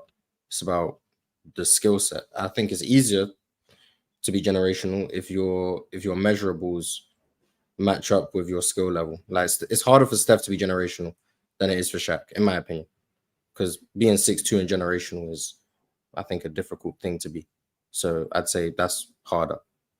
Yeah, I think. What's the date on that ticket? July 30th, 2020. Can't hear you, Ticket. Your mic off, Ticket. Ticket, we can't hear you. Your mic off. Yeah, July the 30th, 2014. TNT analyst David Aldridge reported that ESPN analyst, it says that according to TNT's David Aldridge, Rich Paul has signed ESPN analyst Mark Jackson. Is he still signed to them? That's the question. Then after it went public, it came out that, no, he wasn't signed with them because everybody was criticizing them having media members a part of Clutch. So there was a correction article that was written. No, you're not hearing me. I'm not hearing you. I'm trying to get some clarification. Bro, how much did you think Clutch lie about? They lie every day. Is he still signed to Clutch? Man, I don't know. Are you still signing Clutch? Are you still signing Clutch? I think you are. I think you, Chilltown. Bro, look, if I'm signing the Clutch, I'm finna fire Rich Paul ass because he ain't doing nothing for me. I ain't seen a check. I got three frog skins in my pocket, Ticket. I ain't seen one check. It's not one. Hey, I know who Ron signed to. Who? Tell us. Yeah. I want to know if he ain't put me on. Hey, I'm not with the nepotism, Ron. I'm not with the nepotism. And you got to get it out the mud. Hey, my daddy told me. I heard Ron was one of the male gigolos down there at King of Diamonds. That's what. No, we can't do this. Hey, Ron, I'm sick of you, Ron. I swear I'm so sick of you. This is what we can't do. Garbage. I swear this dude is trash. This is what we can't do. This I can't let Ticket reveal what I So do sick with my of him, time yo. off the I swear. Yo, we can't. Ticket we can't let put that this happen. dude on blast. We can't let that happen. What's happening right now? All right, y'all. I'm gonna get to a segment that I'm personally happy about, and I want to hear how you guys feel about this. Obviously, the Celtics have already made it to the championship, but we're gonna do a little hypotheticals. I'm gonna put out some old championship teams, and I need you guys to tell me if this current Celtics team would beat that team in a 7-game series. Hey, Ron, you changed the topic, but that's why you was wearing all them tuxedos. Stop lying, boy. Your ass a Chippendale. Chippendale. I heard somebody else up here was a Chippendale, but I guess it's 2 Chippendales up here. All right, y'all. Let's get into it, man. We got the current Celtics, and I'm gonna start with this team because, well, it's already been circulating around. The 08 Celtics. Who wins in a 7-game series? 08 Celtics. Let's move. Oh wait, move on, bro. Mars. I'll be different this year, Celtics. Yes. Showdown? I'll say the 2008 Celtics. Okay. Who you got, Ticket? I agree with you. All right. The current Celtics versus the 2015 Warriors. The Celtics team.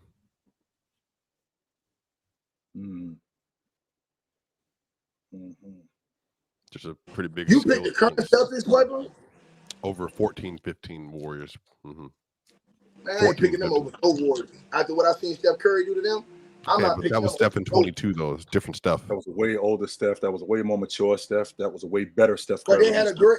They still had a great. Oh, hold on. They still had a great all-around team, right? Hold on. They had him, Clay.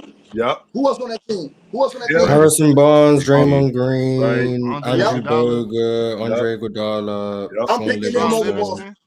Yeah. I'm picking them over Boston. Random Rush, I think, was on that team. That's fair. 2016. 2016. He was. Who you got, Chill? I'm taking the 15 Warriors. Who you got, Ox? Boston. Mars? I'll be different. Boston. All right. The current Celtics versus the 04 Pistons. They probably wouldn't score. So Yeah. What? Brian, that's a dumbass question, man. Yeah. And to that dude who said I probably got bullied in school, boy, I was bigger than everybody in school, beating people's ass and taking lunch money. Boy, get the hell out of my face. Ticket was the bully. Ticket was the one that I was That's throwing books. Interesting thing to be proud of. I was 6'4" in the 6th grade. Chill. Yeah, I was throwing books at Ticket. That's what I was doing. I was throwing books at Ticket. I had to bring a bat to school for him because I already knew what time it was. Every time he seen me. Yeah, give me the 04 Pistons now. I really can't believe you asked that question. I was shocked when you asked about 08, but shit. Yeah, I think they served Boston, Ron. I don't think they beat them. I think they served them. Okay. Chauncey Billups, Rip Hamilton, Tayshaun Prince, Rasheed, Ben Wallace, Corliss Williamson coming off the bench. What's the guy's name that played that went to Lindsey Hunter? They had a bomb squad. They had was what's the name on that team? He played for Detroit after that. Stuckey wasn't on that roster, was he? No. That's 10 years later. Right. At that year, Stuckey was in the backyard of Kentwood High School jumping from the logo. That was my dude. I love Stuckey. Darvin Ham was on that team too. McDyess was already on that squad? No, that's a hold on. Was McDyess off the bench on that team? Nah, I thought McDyess was on that squad. That's the next year. Because they had a real defensive player of the year on that team, and his name was Ben Wallace. Not that. Yeah, it was the next year. And I think y'all got a contract with Rudy Gobert over here on PC because the hell all this capping for Rudy Gobert on PC going on. The hell wrong with y'all? Working with MVP. But Rudy. the thing about Mehmet Okur. That's right. Okur. Mehmet was Mehmet.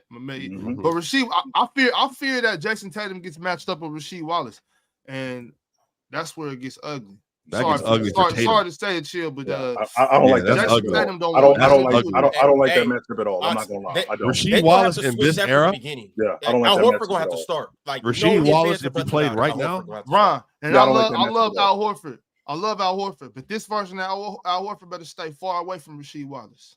Bro, Rasheed Wallace was huge, bro. He was 6'11", bro. Moving, physical on the boards, shooting. You don't got nothing for Sheed at all. All right, the next team I used to get pissed off when he used to get a wide open shot, bro. Why? Because you know it was cooked. It was buckets every time.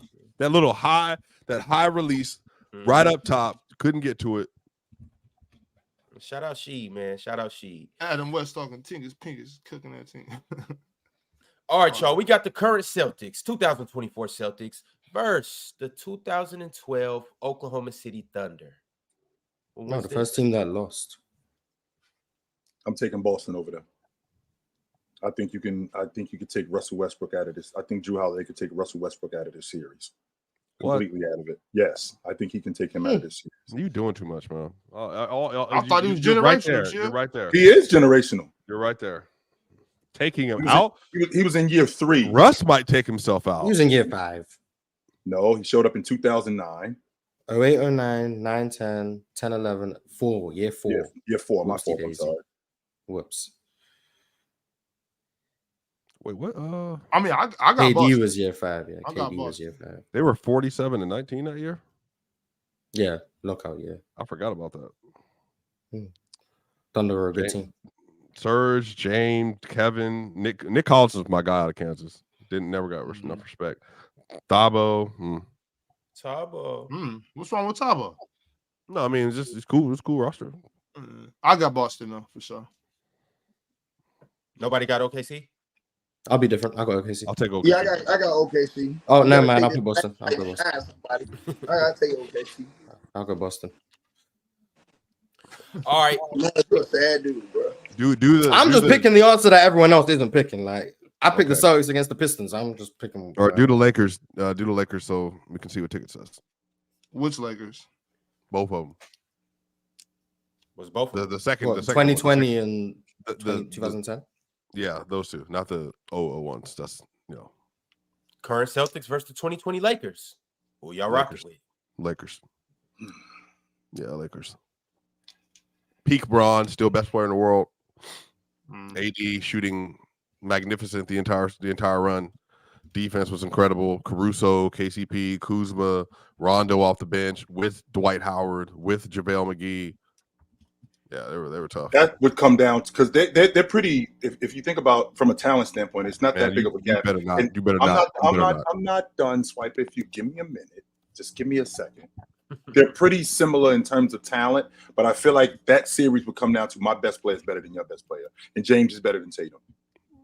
Would Tatum be the best player in that series? Would Tatum in the bubble or out the bubble? That's what I want to know. Are we playing at Disneyland? Or are we playing? Yeah, we in the bubble or out the bubble? That's all I want to know. All those guys that Swiping them talking about, it's different if you got to play in front of real crowds on the road. It is. I'm still taking the Lakers. I'm respect. I know you have to think about LeBron. I'm taking Boston in that situation. I'm sure you would. First of all, Boston gonna have. Hold on, I'll tell you why. Boston gonna have home court. Last time I seen LeBron James in Boston, his ass was crying like a baby, going all crazy and stuff like that, about to attack the referees and stuff like that. Well, that's because he didn't play there this year. He was hurt. I said the last time. I was off to 2020. You're not hearing what I'm saying. I said the last time. LeBron was 35 years old in 2020, and he was dominating everybody though. Like. If Kobe didn't shut the season out, he would have been the league MVP. Mars, what was the Lakers' record that year against Boston that year? That year they won a chip. I think Giannis still wins. Well, let's go into factual information. What was the Lakers' record against Boston that year they played in the bubble? What was the Lakers' record that year they played in? I think they played against Boston. Versus Boston. They played twice and they split. They split. What was the score of both games? The Lakers won by 2 and lost by 22. Thank you. I'm going with Boston. What does that got to do anything with this year's Boston Celtics team? No, you're saying no. I'm saying, right, hold on. This year's Boston Celtics is better than that one. That's what I'm saying. Hold on. This year, Boston Celtics, with Jrue Holiday and those guys, that's a better Boston Celtics team this year than it was that year they played Bronny them in the bubble. I value him more than I value. You know what they would have did at the end of the game? They would have put LeBron with Kuzma and Caruso and KCP out on the court, and they would have been playing hellified defense for the last 7 minutes of that game.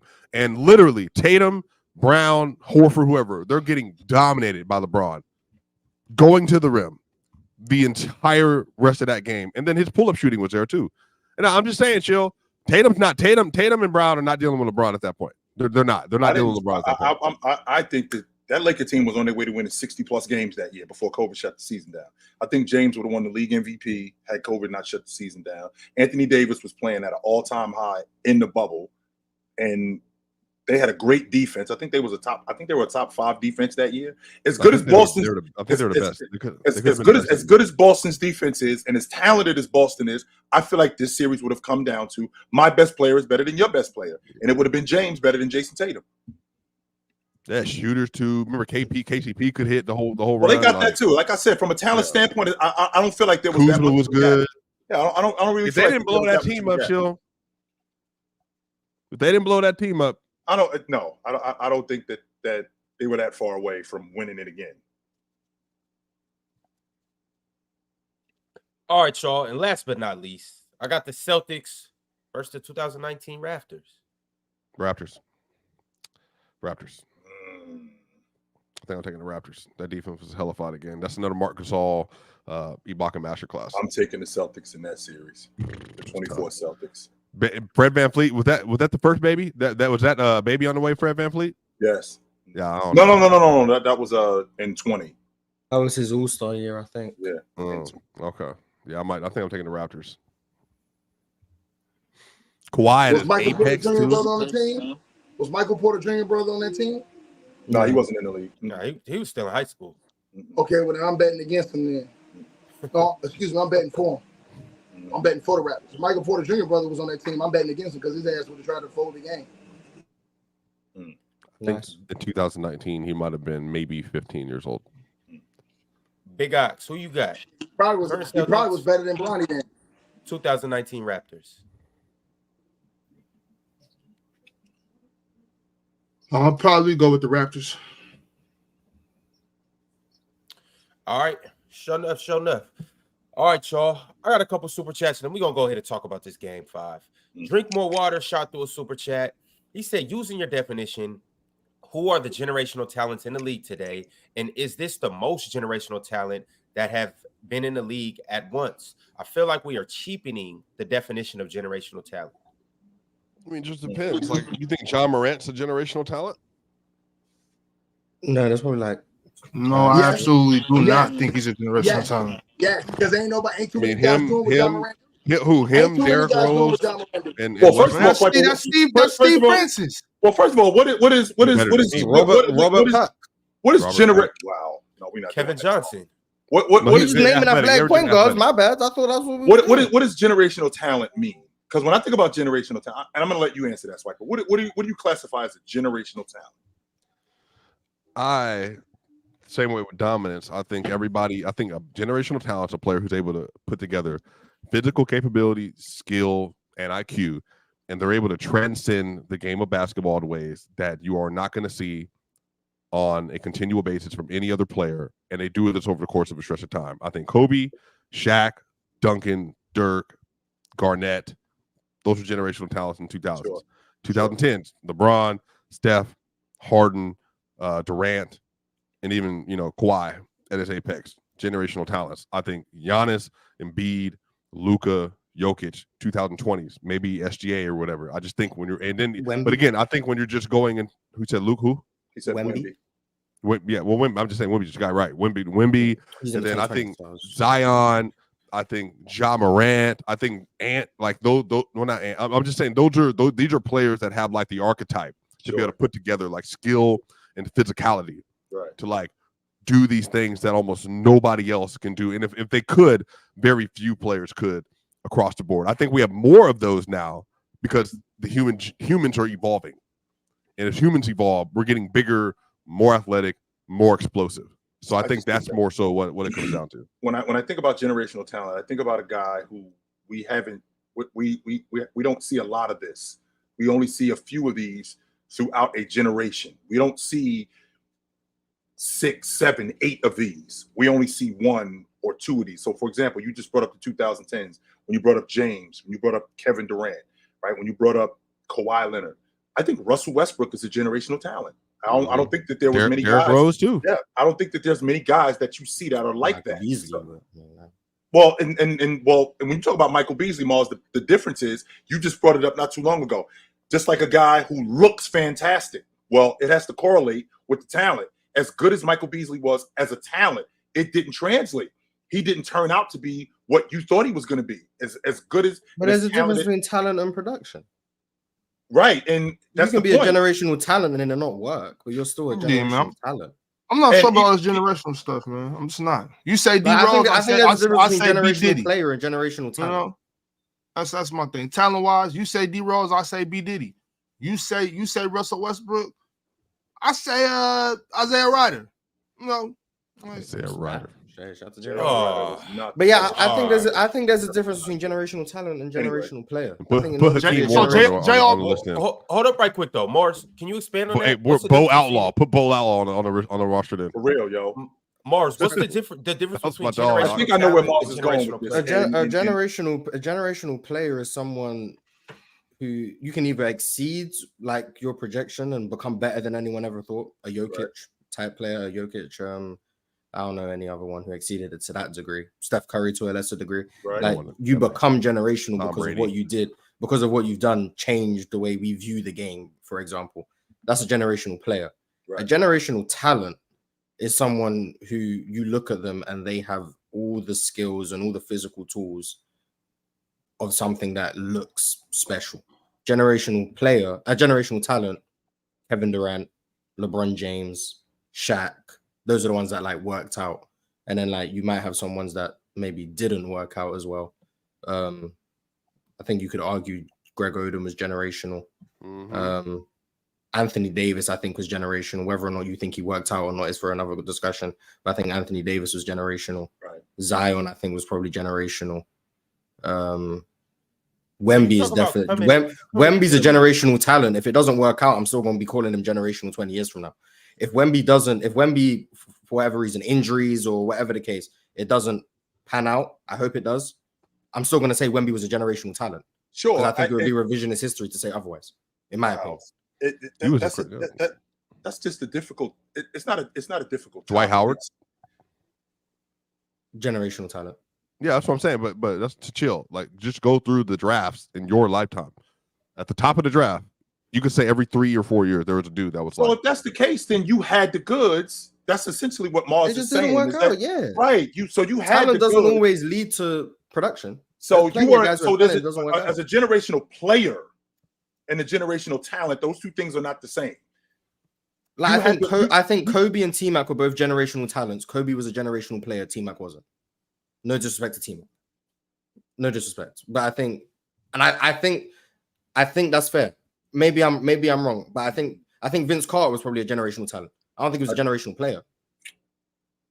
I think Vince Carter was a great player. When you talk about being a generational player, you have to do it for a long period of time too. So that's where production comes in, sure. Because when you're talking about being a generational talent, it looks fantastic. It looks like you are the next one to do something. But if it doesn't work out, you still have those goods. So if that's the case, then we have to talk about you like, well, what if it would have worked out? So now are you a generational talent or are you more of a what if? I mean, in regards most to generational talent, do you stay a generational talent or are you more of a what remember, or you were just misevaluated? Like Andrew remember when Dwight Howard was coming into the draft, remember out of high school what was being said about Dwight? Like he was going to be like they put him in the Shaq combo. Like this is the most athletic, to be honest with you. I thought he was the next player we've seen this dominance in Shaquille O'Neal. And again, to be fair, Dwight was elite for a long time. Like even in the Houston Rockets years, he was still like an elite player. I think that like those are still generational. Like if Dwight Howard, think about it, came into this draft, he'd be number 1 overall again. Oh, easy, yeah. Like he's just like without question, like one of the most like the best. Would he be the number 1 overall pick if he came out last year? No, Wemby would have been. Wemby's going number 1 in 99% of all drafts. Wemby would go number 1, and just to be clear, chill, in 84, 2003, 96. Wemby's going number 1 overall just because of the skill set. So I mean, yeah. Well, I know, but like that's Kobe, the KG. I'm saying like, what's in the year of the draft? 2000 Duncan was 97. Does he go over Duncan in 97? That's tough. Do you think? I think so. Actually, I think so. If Wemby had this, I think so. In 1984, he does not go ahead of Olajuwon. No, he doesn't. If Wemby was doing this at 7'5", he's not going ahead of Olajuwon. Not you. I think they didn't have the sample. The only big man they'd seen who broken down to that point was Bill Walton. So like there wasn't really reason to believe he wasn't going to sustain. Like Ralph Sampson hadn't broken down yet. Ralph Sampson was a really good player. He just come off his rookie year. Right. So they see a 7'4" guy who, respectfully, is better than Ralph Sampson, who was the number 1 pick the year prior. But you already know how I feel about Wemby. You know who you already know the. It's the evolution of Ralph Sampson. That's what you said. So if he's that, now no disrespect to Hakeem. Yeah, he goes. Who was Hakeem at the time? No disrespect, but they seen Ralph Sampson. What he just did was the rookie of the year for that team. We can get 2 of them. They're taking it. Like, and also too, I think he would have won rookie of the year over Hakeem that year. Save. Actually, Jordan. Well, I know. I was going to say save this dude who walked in the league averaging 27 points a game. Like that was the difference. So Wemby for me is like, I think you could make an argument even in 2003.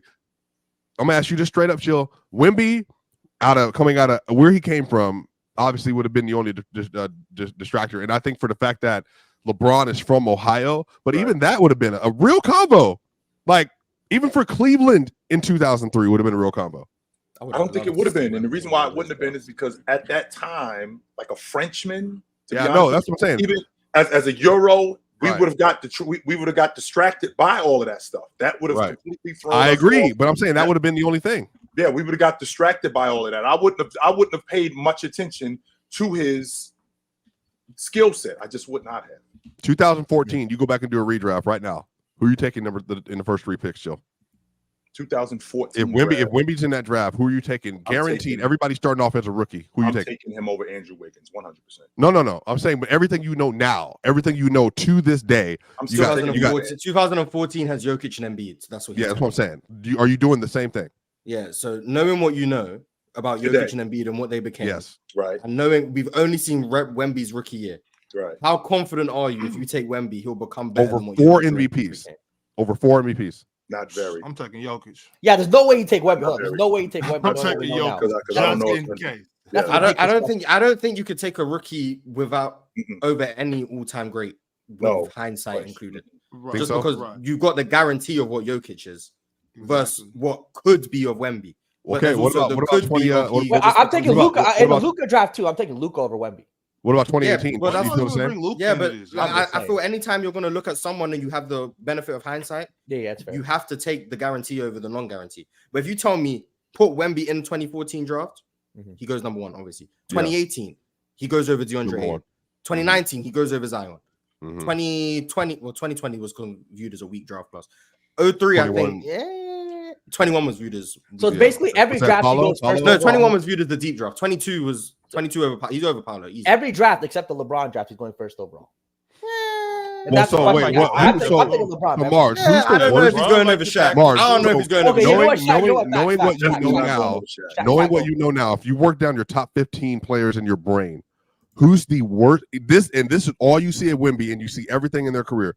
Who is the best, the best worst player you guarantee would take Wemby over, only knowing his rookie year if you go back to the draft? So that includes Anthony Davis. So you got Jokic, Giannis, Embiid, Luka, SGA, Durant, Anthony Davis, Kawhi Leonard.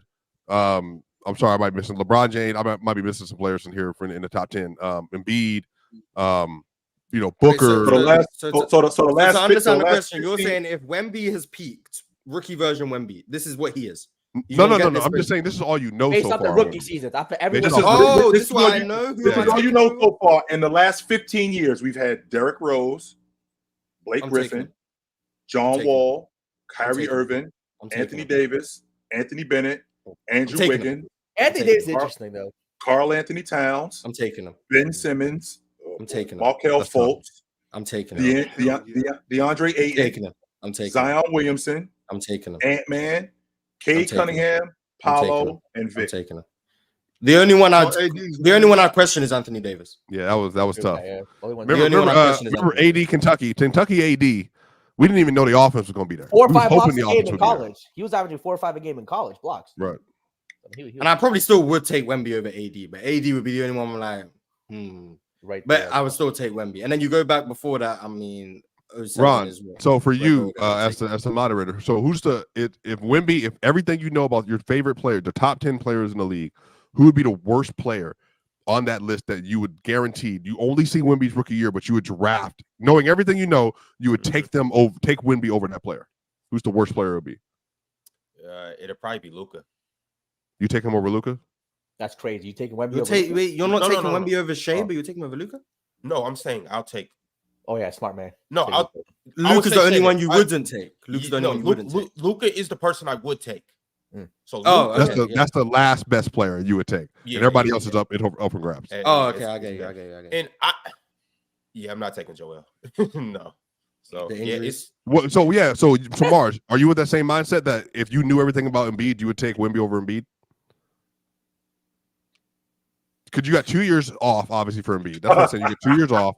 Unless you think you can protect Embiid. You got 4 years of Embiid, basically, where he's an MVP, basically. He's never healthy in the postseason.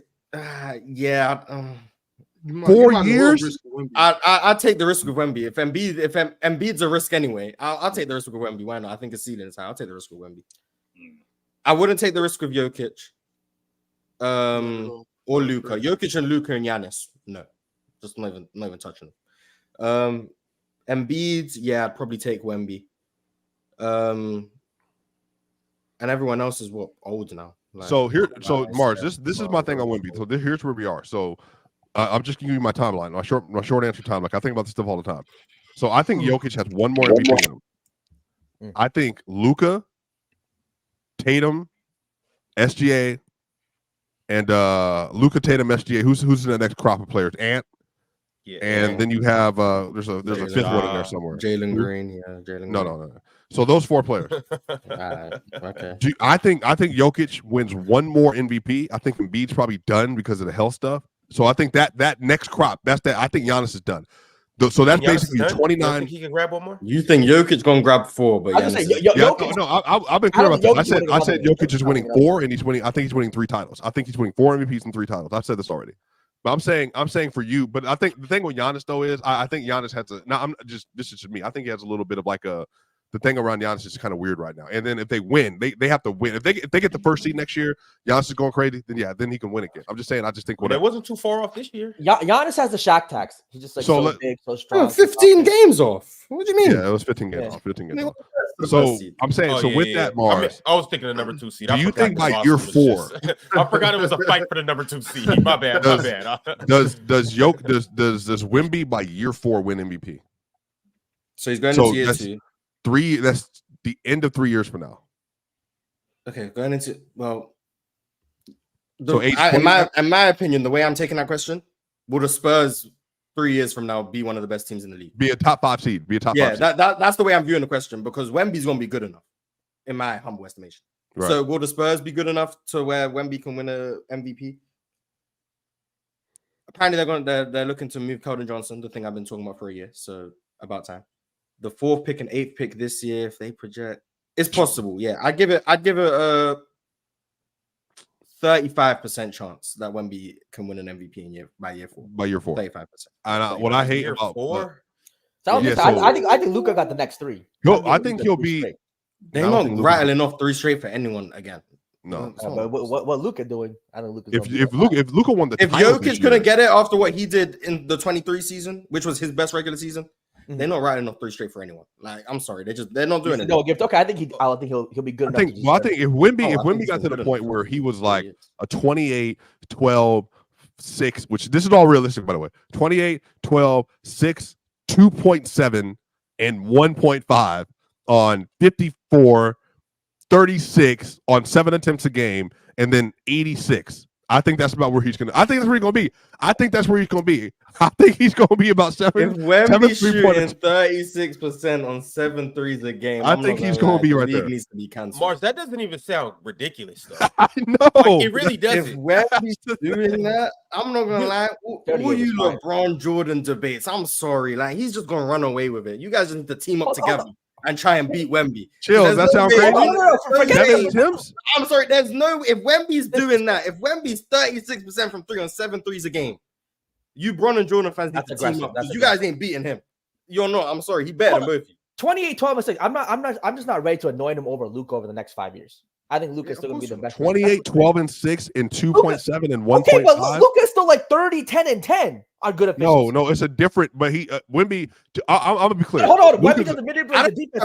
I care about the fact that you're shooting 30% from 3 on 7. Hold on. That's fine too. But forget just the box score numbers. Though. I just think Luka as a player, the way he's able to bend defenses, the way I think there's no defensive adjustment they can make to kind of slow down Luka. Like we saw some of the issues with Jokic, and I think. Okay, this is Mars. This is where I got this from. Because I remember I know I looked this up. I remember end of the season I looked this up. Mars, you know, the last 30 games of the year, Wemby shot 35% from 3 on 6.3 attempts a game.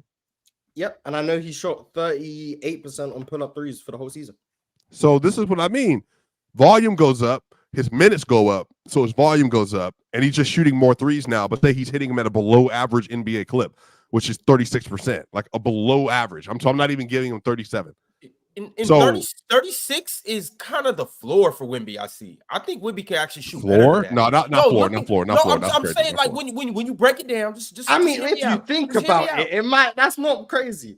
If he's shooting 38% on pull-up threes, you see what I'm saying? All he has to do is shoot like 36% on catch and shoot threes, and he's already at like 38%. Yo, when so you watch he's gonna win DPOY. It's not quirky. Wemby has good form. He shoots. He has a fluid jump shot, but he's also shown us that he can knock them down, especially when he gets to feeling it. So now he gets more rhythm, more flow in the offense and stuff like that. He gets more touches. I don't see this being crazy. On top of that, y'all know how I feel. If you in the gym putting up shots, thousands of shots a day over the summer, which Wemby has shown that type of work ethic, I can easily see Wemby shooting. But Ron, listen. 39. But Ron, he's going to average, and I'm clear, 28. Well, he might not average 12. I'm going to say 28, 10 and a half, because that's about where I feel like his physical body should do. 28, 10 and a half, 6 assists with 2.7 blocks, 1.5 steals on 36% from 3. And I'm willing to bet he wins DPOY next year. Because of all the narrative stuff. Hold on, wait. Swiper, time out. Well, Rudy's kind of. He's going to average next year? Rudy's kind of. No, I'm saying I think he wins DPOY next year, but I think by year 4, he has maybe 2 DPOYs already, plus those numbers. So you're saying these are year 4 numbers, is what you're These saying? are my year 4 numbers for me. Okay, got you. I thought you were saying next year. I was about to say. But you know, that's what I'm saying. That is best in the world.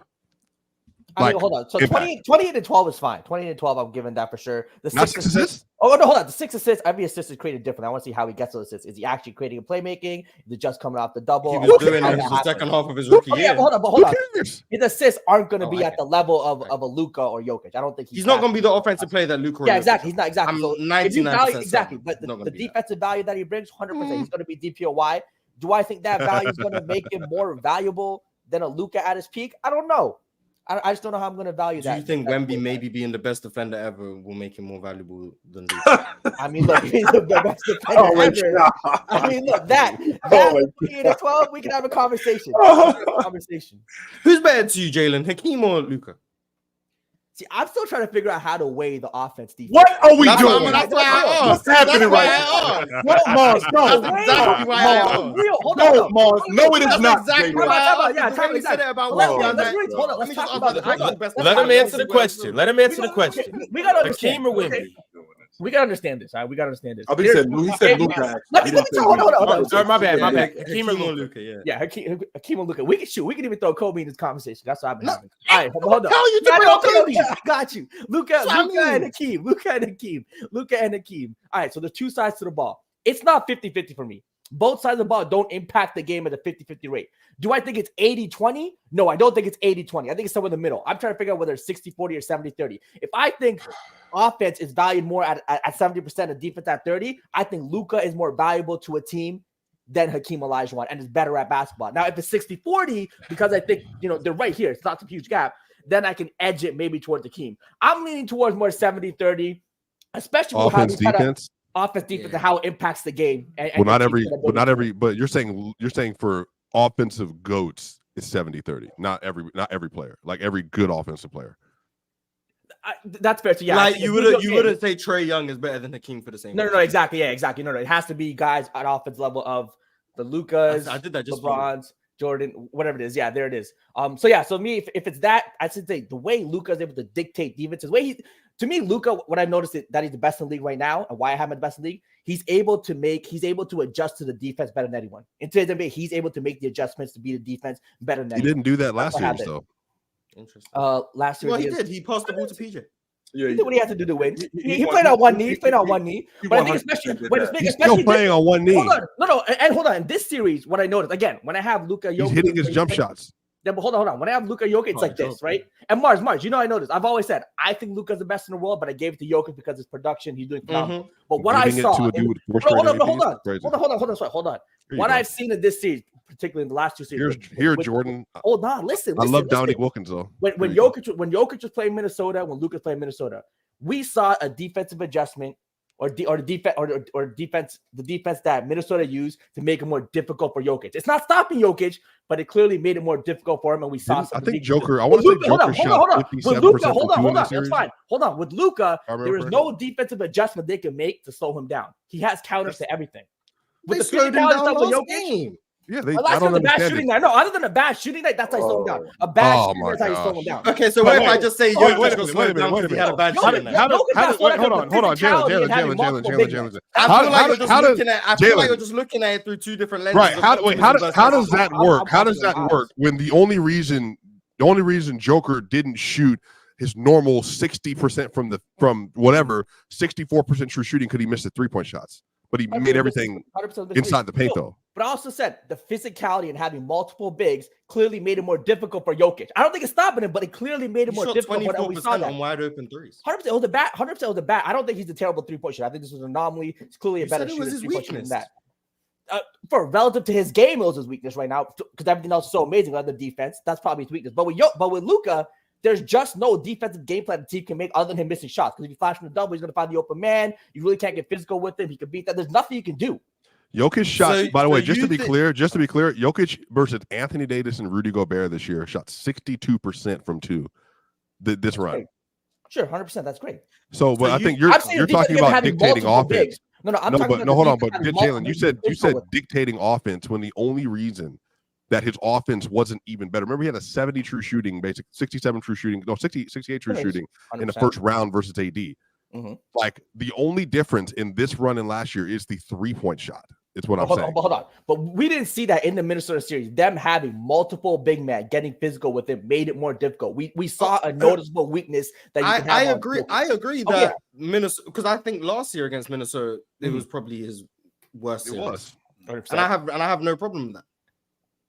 Where I disagree is that there's nothing a defense can do to make Luka struggle. I feel like that's just optimism. That's just not true. What can they do? And I'm not saying. Can you guys give us an example? I would love to hear what they did in game 4. Last game, Bron, in game 4. Okay.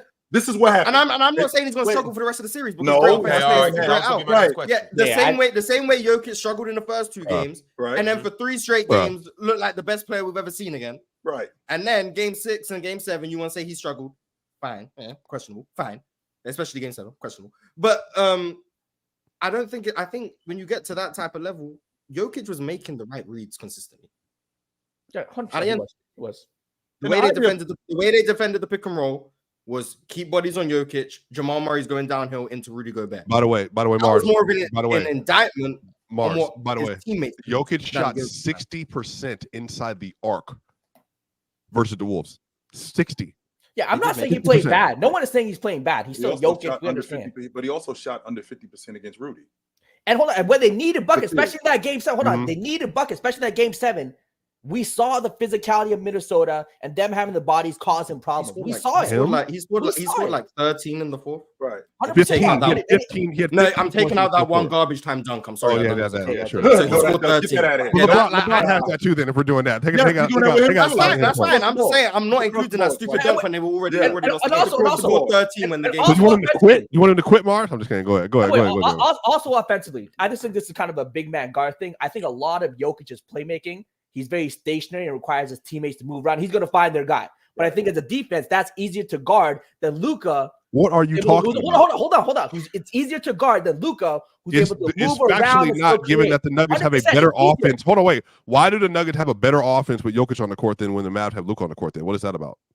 I mean, I just think there's so many other factors towards that. Your team such as Jalen, your teammates shooting the ball, your teammates creating for others. There's so many other factors when you're on the court and how they play. What I'm saying is, hold on, it's a lot harder. And I'm saying, again, apply 2022 then. Well, no, but Jalen, but I'm applying your logic. So in 2022, when they had the best offense versus the Warriors, when it was Facu, Monte, and Will Barton on the court, the Nuggets did, as opposed to the Mavericks in the same year. So I'm saying, what then? Tell me the variable. What was the difference then? If Jokic is still, even in that scenario without MPJ and Murray, still leading a better offense. And before you answer that, Jalen, just so you know, Joker is a much better player today than he was in 2022. But keep going. 100%. Let me ask. So what was your question again? Sorry. So why was the Nuggets offense better against the Warriors in 2022 with Jokic on the floor than the Mavs offense was against the Warriors that same year with Luka on the floor when the Nuggets had by far worse personnel? Is Swipe's question. I mean, it's okay. I can't. Yeah, 100%. Just say they've both gotten better. They both gotten better. Maybe him and Kyrie didn't figure out their situation yet. Whatever the case. Back to the Luka. Kyrie was getting swept in Boston. Sorry. Yeah, my Kyrie wasn't there. So back to the Luka Jokic thing. Also, when I say like what I noticed in their playmaking, when they're like this, when I have them like this, the littlest of margins get him over. So when I say that, again, Jokic being with a lot of his creating and passing, him needing to be stationary, where Luka able to move around. Why do you call him stationary though? Where did you get that from? Because he's more so stationary than Luka, because Luka's able to move around the court and create first teams, which I think is harder. But Jokic probably, I'd be willing to bet that Jokic does the movement without the ball. Luka does the ball movement. Yeah. But I think against defenses, movement with the ball and creating from that. But off ball, but in 2024, off ball movement. In 2024, let's say from 2018 to now, off-ball movement has been the solve versus elite defenses, because if you have a star, Steph Curry at the apex of that's able to move and affect the defense off ball. And again, the reason why Jokic's offense is so deadly is because having a singular gravitational pull in the middle of the court wherever he goes, and he's 7 feet tall, that's what makes the difference. And so I think a lot of this is like, the suction that he brings to the defense is that he's in the middle of the court. You cannot leave him detached at all, or he's going to shoot 65% from that floater, 3 to 7 foot range. And that's a part of like where this stuff comes from. I think with Luka, you're saying that you prefer on ball creation, even if it's a lower team value, because of the nature of the way it affects the game. Like Luka being on ball and being able to create at a high level, he's one of the best creators of all time. But the reason their offense is consistently behind Joker-led offense is because there's more movement incorporated with the fact that you can take advantage of Joker being on the court in more ways and different ways than you can with Luka, because of being on ball, being off ball, different things. I see what you're saying, but I think what we've seen in the two Minnesota series is that Minnesota, with the defenders they have, all that off ball stuff, look, MPJ wasn't able to get away from his defender because they were an elite defense. A lot of the off ball movement stuff wasn't able to happen, but with Luka, even though a guy like say PJ Washington, who's not the off ball, who doesn't have the off ball movement of an MPJ, is still able to find more shots because of Luka's ability to create on ball. And for MPJ him, was missing open shots too, though. But Murray also averaged 18 points a game in that series on negative. No, but I'm saying MPJ struggled that series because. But I guess we're not even having this conversation though. You think that had anything to do with Joker though? The fact that MPJ struggled, you think that had a lot to do with Joker? I think that could MPJ could have been helped if Jokic had the ability to play make on the ball while moving around the court or kind of manipulating defenses. It could have opened up more for him, like it does PJ Washington. Right. I think Jokic's inability, I don't want to say, his inability compared to Luka to create and play make like him really kind of hurt MPJ. And again, these margins are right here. Like when I say that, these margins right here. So I think little things like this. I don't know. That doesn't make any sense because that's a singular matchup. But it's that's game plan dependent. Teams are game planning, especially OKC, game planning to leave PJ Washington open. They were doing the opposite for MPJ. Right. So like Luka is excellent at understanding the what's the word? The cracks in the defense. Yep. Especially in pick and roll. But more often than not, in these playoffs, the crack in the defense has been the open three for PJ Washington and Derrick Jones by design of the other teams. That's different with Denver because they didn't want to leave MPJ open. So I think that's just about scheme dependent. Luka's making the right reads, but I don't think that means he inherently creates more valuable shots at the 3-point line. More so than I think they just wanted PJ Washington to shoot, and then he punished them. And then the Wolves adjusted. Remember, the first couple of games, they were selling out to the threes, and that's where Luka was throwing 17 lobs a game. So, like, he can make all these adjustments on the fly. Yep. But what I'm saying is I don't think using the 3-point indicator is really fair when we understand that one of them is they wanted them to shoot 3. Yeah, I shouldn't say if that's the scheme for it. Do I think all of Derrick Jones's 3 to PJ Washington is a scheme thing? I do think Luka. I think for PJ Washington maybe, but for Derrick Jones, the way he's been shooting, I actually think that's a lot of bit of Luka. I think he's getting a lot of those looks because of Luka too. I don't think. Jalen, I just want to step in and just say this. I understand what you're saying, but as somebody that has played at a very high level and has been on the court playing against a lot of different offenses where it's heliocentric, where it's one guy that averages 25 plus, where it's one guy that's clearly the focal point of this offense, whether it's him coming off screens, whether it's him with the ball in his hands, or whether it's him posting up, and me having to guard other offenses where it's a Golden State-like offense where it's flowing, it's moving, back cuts, straight cuts, curl cuts, all of the screens all over the place.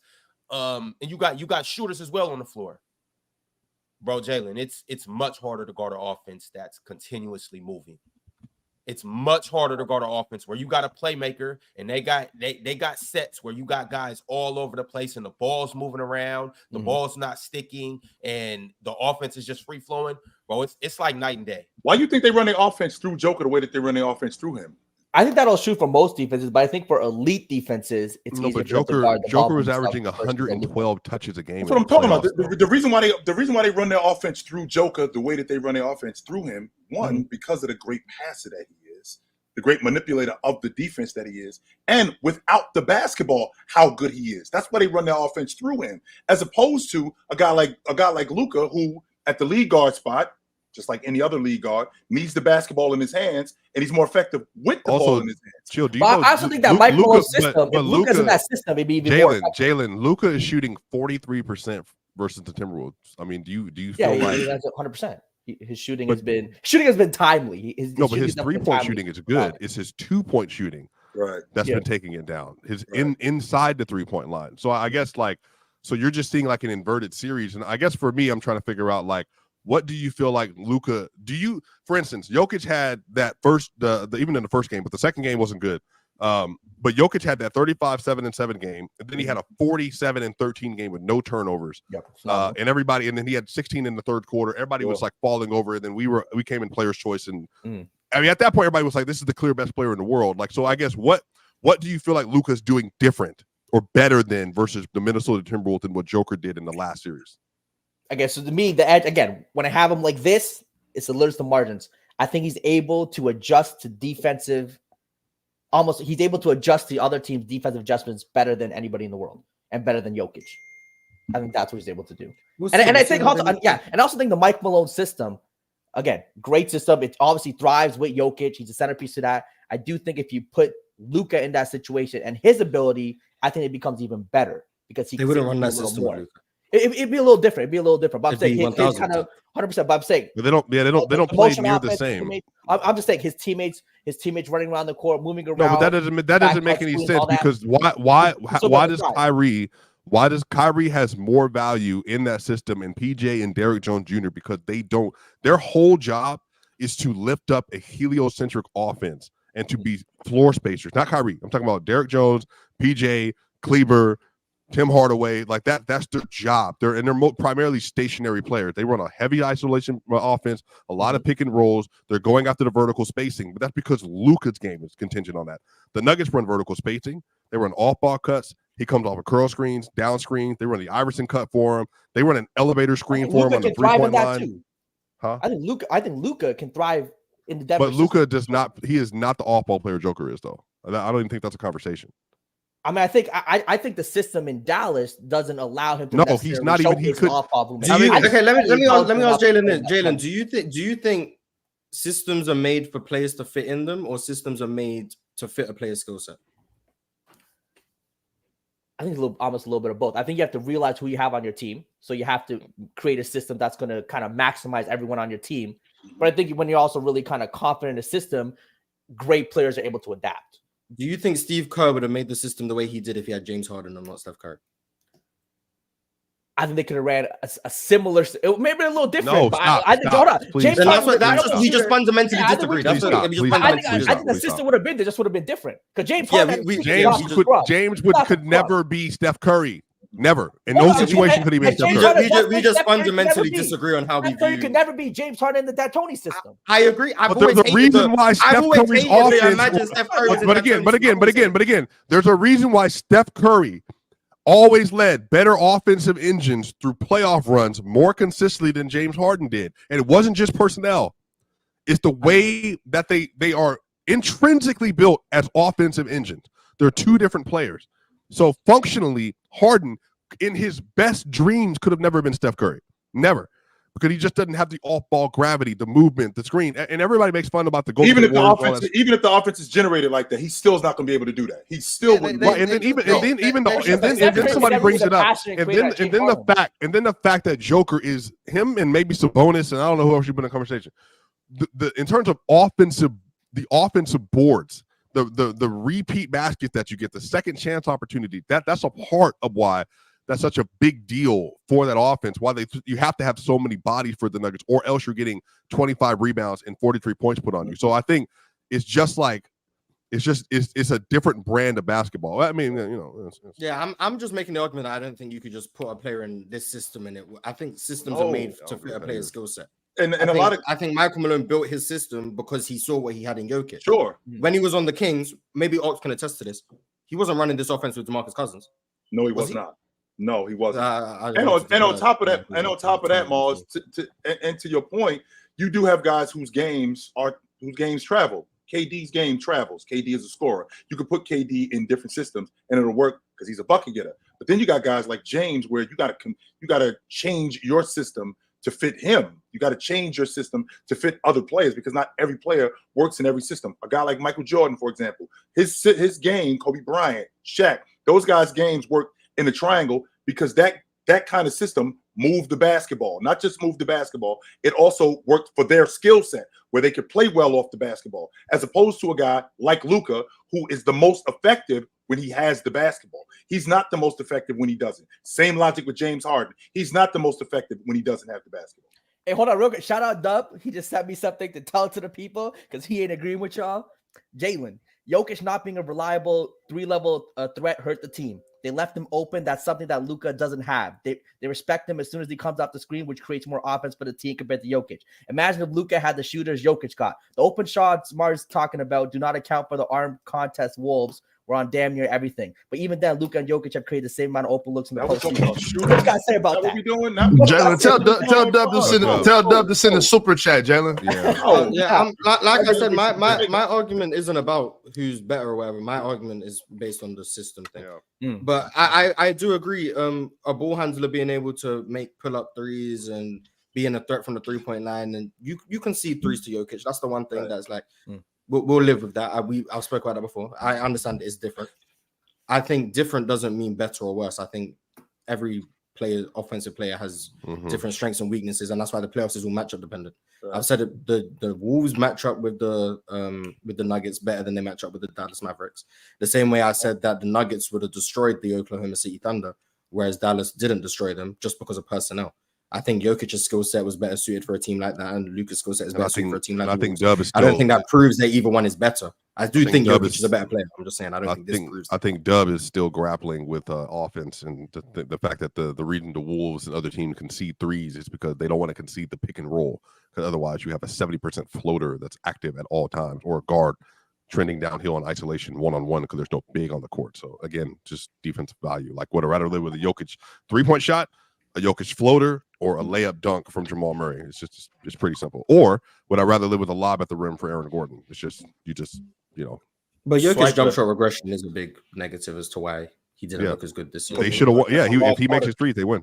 Yeah, a large part of that is due. A large part of his offense is due to his ability, not his offense. Denver's offense, a large part of that is due to him being able to knock down the long ball, him being able to be good in the mid-range, him being able to make those step-back shots, because, again, what that does is that expands their offense. If he can't do that, now the defense sinks. I mean, but then that's the difference between them going 16-4 last year and like having one of the best records ever, and then or going 16-8. Like, it's the shooting. Like, if you can extend the defense like that, then it makes it, just nothing you can do. For sure. All right, y'all. I'm gonna go ahead and dive into these super chats. I want to say that this is monumental right here. This was a monumental moment on Player's Choice when our newest member, L Dub, sent through a chat that said, "L Dub." That's beautiful. That's just beautiful. That's beautiful. I was about to ask, Mars, yes or no? Yes, but I don't have to ask because it was just confirmed. You don't have to. Yeah, you don't have to. It was just confirmed. I think we're good. Styles Blackman said, "Why y'all wishing this nonsense on my team?" Who is his team? The Suns. I just want to see Bron. I want to see Bronny throw a lob to LeBron in the NBA. That's what I want to see. I don't care what team it's on, except Houston. I don't care what team it's on. So I'm just here for that. If it's Phoenix, then I root for LeBron to be in Phoenix. If it's the Pistons, then I root for Bron to be on the Pistons. I don't care. I want to see Bron throw a lob to Bronny in the NBA. You know what I'm saying? That's what I'm waiting. Either throw a double lob. Bron lob it up to Bronny, and then Bronny catch it. He throw the lob back to Bron. It'd be a cool thing. Like it's kind of like when Ken Griffey Jr.'s dad hit back-to-back home runs. It's just a cool thing, seeing a father and son, out on the court. See, the difference in that one is that there was no nepotism needed. Of course, Ken Griffey was a number one prospect for a couple years. He was the guy. And with that being said, though, it's like it could be one of those picks and we just kind of stash him away. I think Bronny eventually will be good enough. I just don't think he is yet. So that's why he should have kept his ass in school for that reason right there. Yeah, I'm with you on that. But since it's already going this way, he was Mars. I don't know if I think he'll be all right though. Just so you know, Mars, he's actually going to make less money because I believe with the NIL, I think he made over $5 million last year with the NIL last year. He'll get sponsorships though. Chill. He'll still get his sponsorships. Nobody cared about LeBron James and. I'm telling you, his son. You don't think these Twitch platforms like Kick aren't going to sponsor him? Oh, yeah. I'm telling you, not as much as if he stayed in school and became a better player and sure, yeah, but that's contingent on him becoming a better player. Which he's gonna get NBA sponsorships just off the fact that he's Bronny James. I think he'll be all right. But hey, his younger brother, same way he got an NIL deal based on the fact that he's Bronny James. His younger brother going to be legit though. He's a legit. But he'll be worse than Bronny. Bryce is worse. I think. Yes, I feel like the only people have you watched people Bryce? Who haven't actually watched. He's a mid.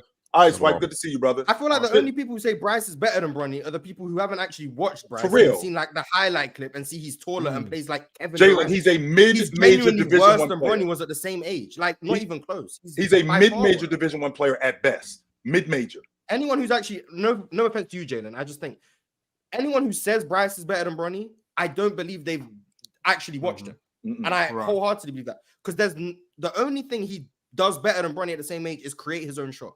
Everything else he's worse at. He's worse defensively. He's the worst decision maker.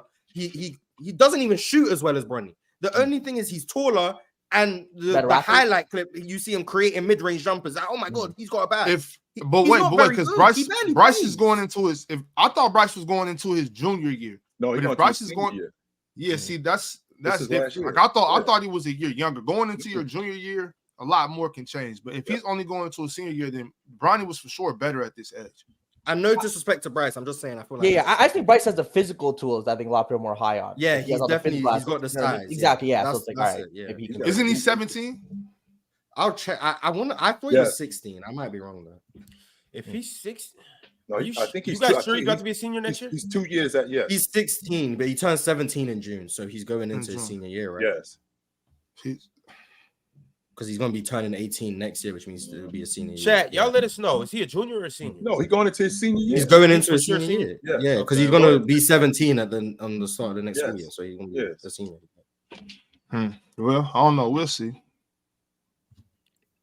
All right. And I do want to say I can't believe you guys are sitting up here championing clutch being a monopoly. That's just disgraceful. Y'all know better. Monopoly. That's crazy. Y'all know way better than that. Kwabe said ticket praises Giannis, but LeBron is selfish. Well, he has said that Thanasis shouldn't be in the league. I said that earlier in the chat. He's been consistent on this view of nepotism, which I get. I mean, if you had a chance to make the NBA and you didn't, and then you see all these people making the league based on the fact of their connections and their family members, you don't deserve it. I don't understand being mad, but I also understand the politics of sports, and it's not always about how good you are, it's about who you know, your connections. That's just life. I figured that out a couple of years ago. I was like, this is sports a lot more political than it is just based on merit. It's like interesting. And Ticket said that even last year before training camp started, that not only with the Nationals, they were talking about bringing his other brother into camp. His other brother's on the G League team, and he's terrible. No disrespect to Alex Antetokounmpo, but he is not good. Yeah, I think Ticket's Yeah, but he was on the G League. He was on the Wisconsin herd this year.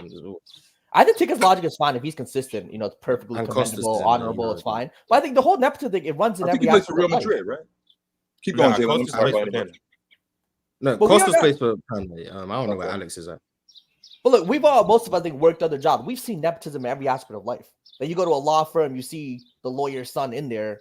You know, probably making partner a lot faster than a lot of people. You go to any, big financial firm, you see the same last name of a lot of people. I don't have a problem with nepotism. Like, there's people who have a problem with it. I don't have a problem with nepotism. It's been going on for if Jalen is my brother and Jalen could get me a job, put me on. Yeah, when it benefits you, it's cool. Right. But if you're better than someone and they get the position based on who they know, it's gonna bother you. It is gonna bother me to some extent, but on the other hand, it's almost a double-edged sword because I'm going to do the same thing for Jalen. If Jalen is my brother, I'm putting him on. Now, does that mean that I'm going to put him on at the expense of somebody else that's better? I mean, would I be okay doing something like that? Yeah, see, that's where that's hypocritical. Hold on, Jalen, because that's hypocritical. Right. If you're gonna be upset with somebody for practicing nepotism, then you shouldn't practice nepotism. Right. It's one of those things. Like either you think it's okay or you think it's not.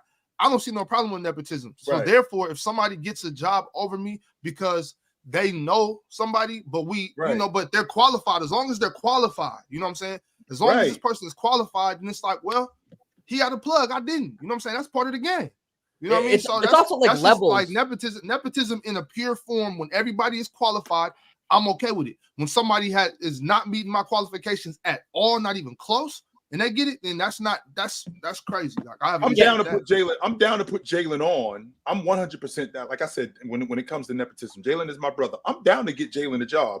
But if there's an executive vice president position available, I'm not giving that job to Jalen when I got Carl over here, who's been with the company for 8 years, and he's done everything that he's supposed to do. But just off the strength that Jalen is my brother, I'm giving him the job. No, I ain't doing that. No, I'm not doing that. It also depends on who's not. Plus, what that also does is that diminishes my credibility because I'm only putting you on because you're my brother. I ain't putting you on off the strength that you actually are qualified for the job. No, I'm not doing it. It also depends who doesn't get the job. So you're not going to take, let's say they're back on the Heat. LeBron's like, I want Bronny on the team. You're not letting Bronny take prime D-Wade spot. But if Bronny taking the 14, 15 guy on the bench, it's like a starter entry-level job, just like at any firm. It's cool. But so I guess it also depends on who you're taking it from. I understand it. I just don't. Yeah. Me personally, I just don't like. Yeah, it's no problem. When I found out about that, I was like, this. I just like sports being about sports. When it got all this politics, I was like, I don't really like this. I didn't want to partake, but it's part of the game. Andre Bowie said Bron had to sleep with Ticket's lady in the past because ain't no way.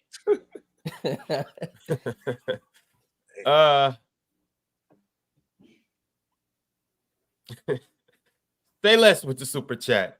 So how does a grown man get some 6'9" dude this angry every day? Being from NY, you act like a fan and groupie. He's the face of the league. I told you. Bronny ain't been in the playoffs. What was it now? 3 weeks? 2 weeks? And we spent a whole hour talking about him when there's a pivotal game 5 on tonight.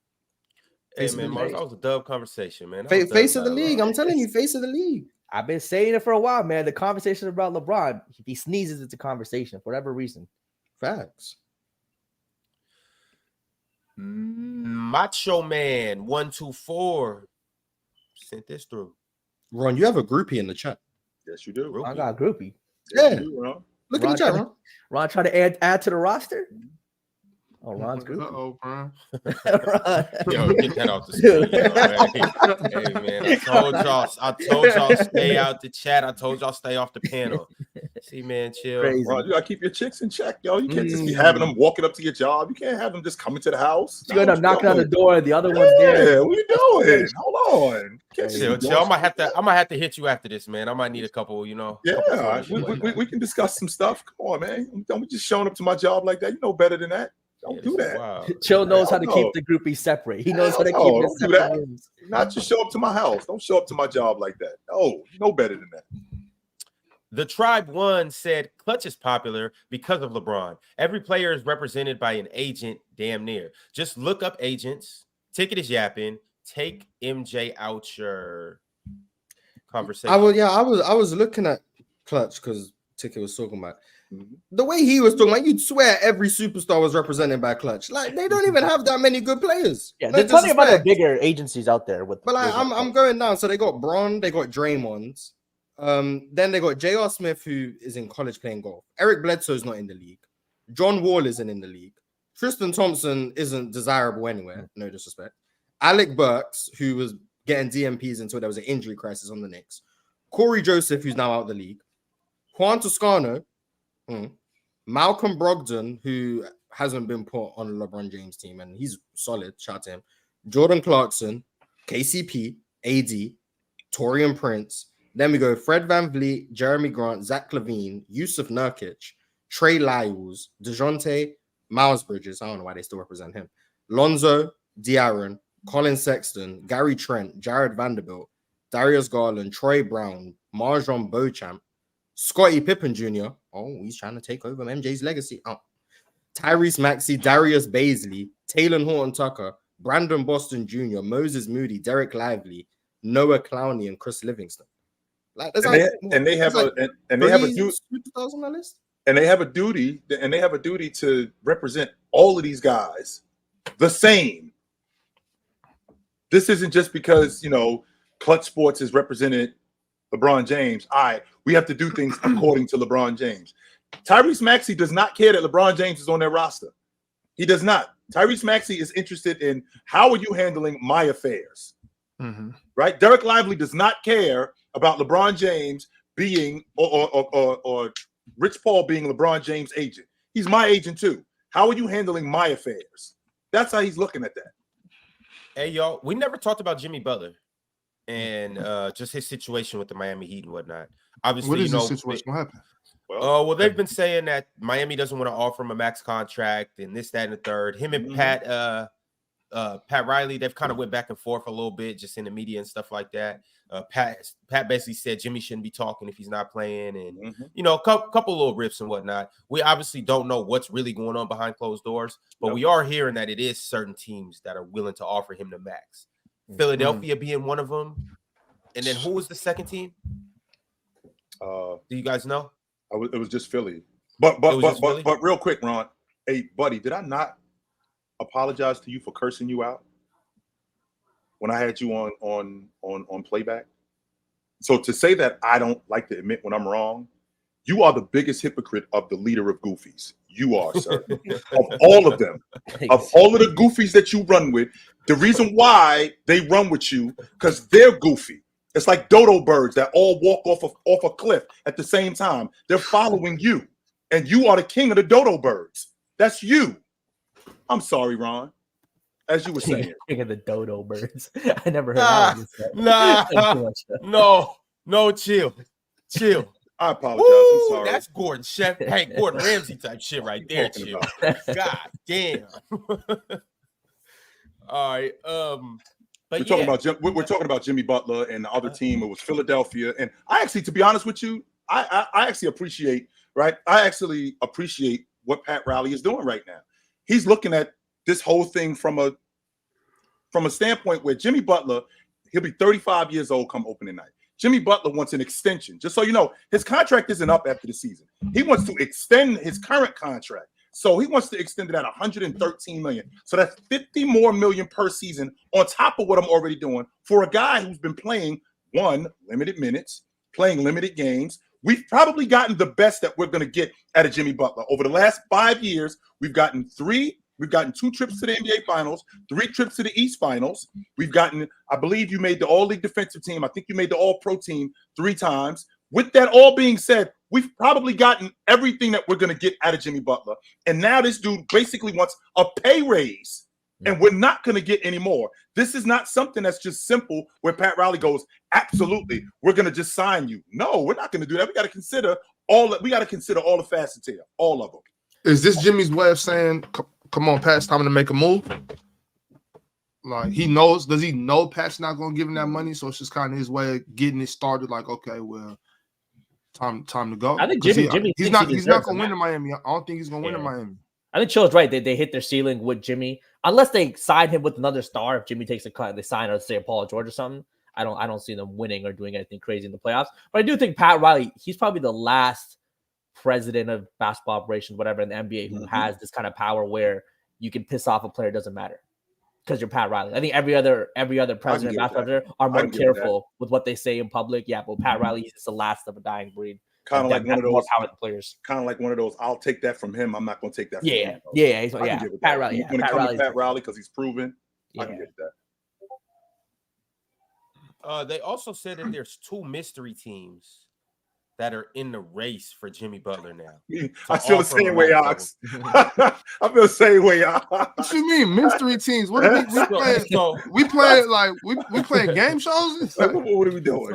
What's behind door number 2? What's behind door number 3? The Price is Right, man. Tell me. Is it OKC? Is it OKC? I feel like they're the mystery team for a lot of players. Wait, Ron, do you know and you making it a mystery? Or that's what they're saying? I'm reading the quote. It said, along with the 76ers, according to league sources, there are 2 other teams that have made it known in league circles that they would be willing to trade for Jimmy Butler and sign him to a max level contract. Butler turns 35 September 14th. I'm not mad at Philly taking that risk. Let's go all in again. You guys want to spin the wheel? Who these teams may be?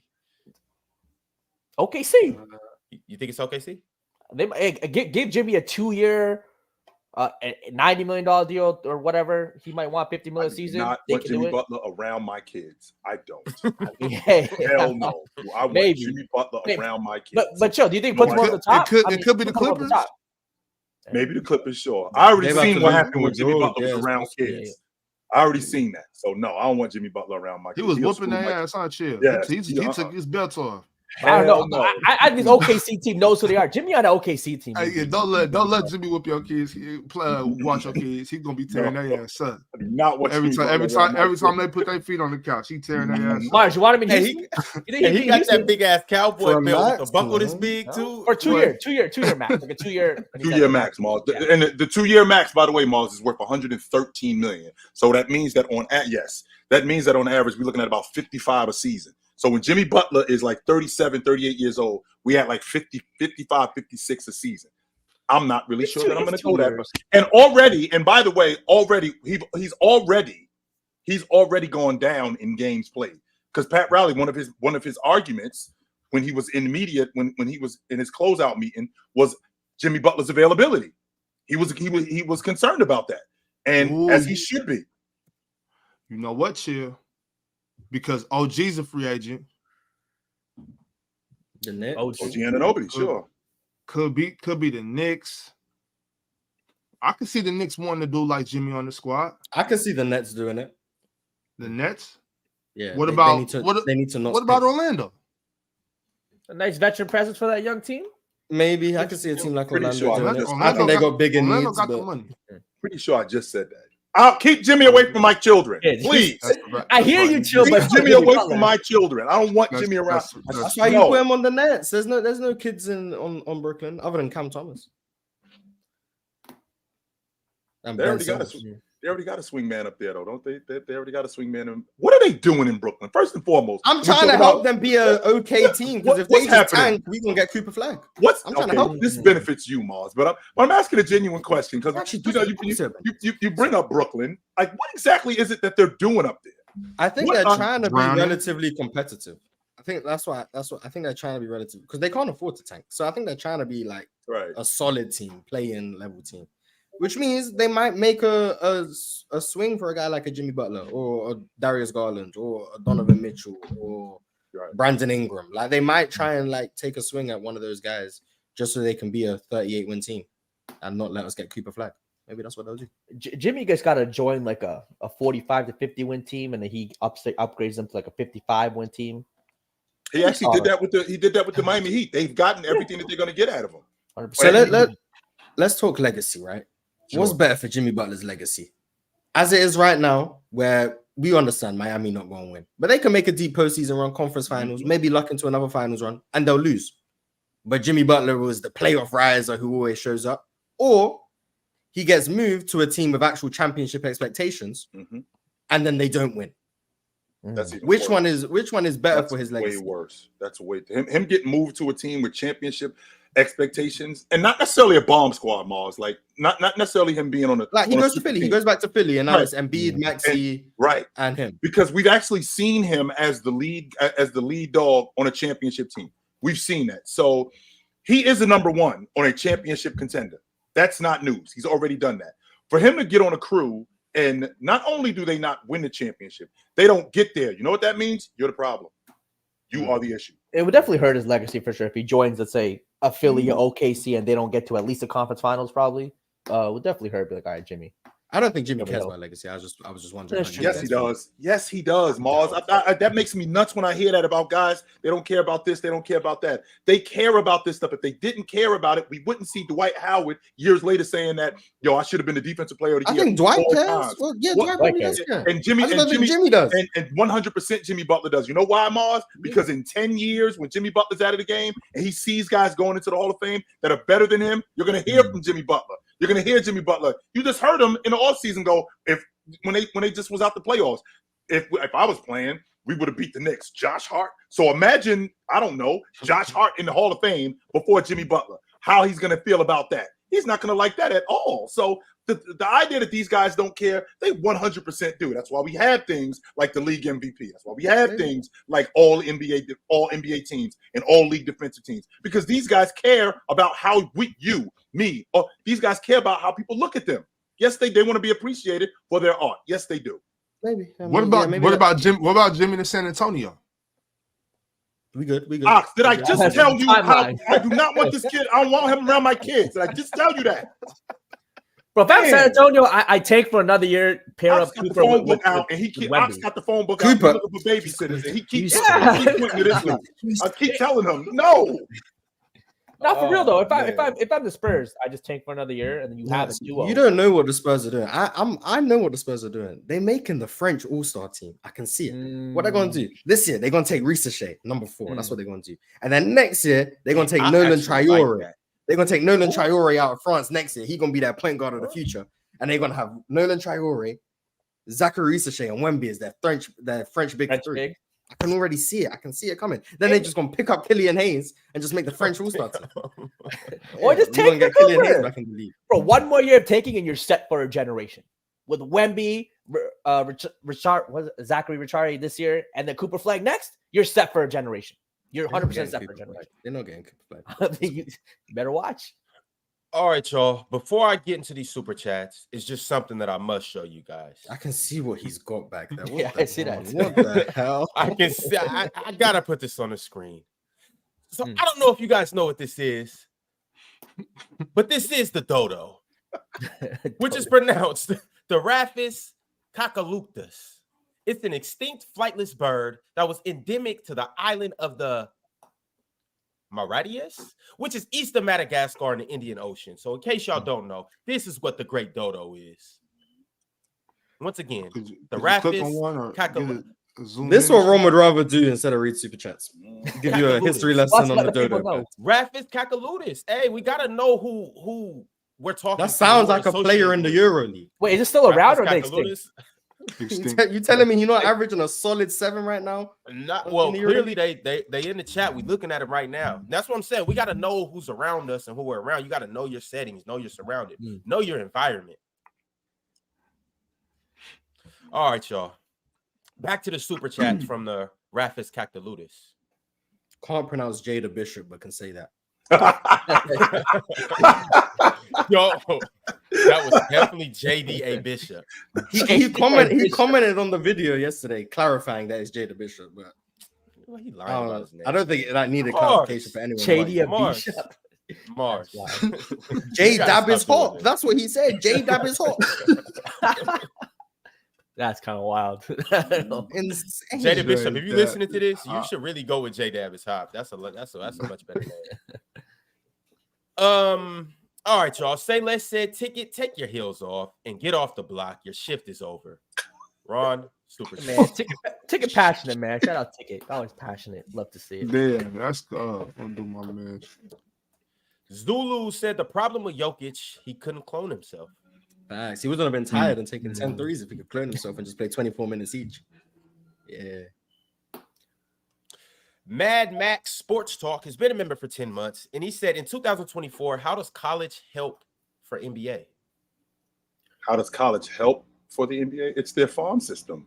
Unofficially, where did they get their players from? Player development? Yeah. Overseas now. Well, they get a few of them, but the majority of them come from college. So no college, no players. The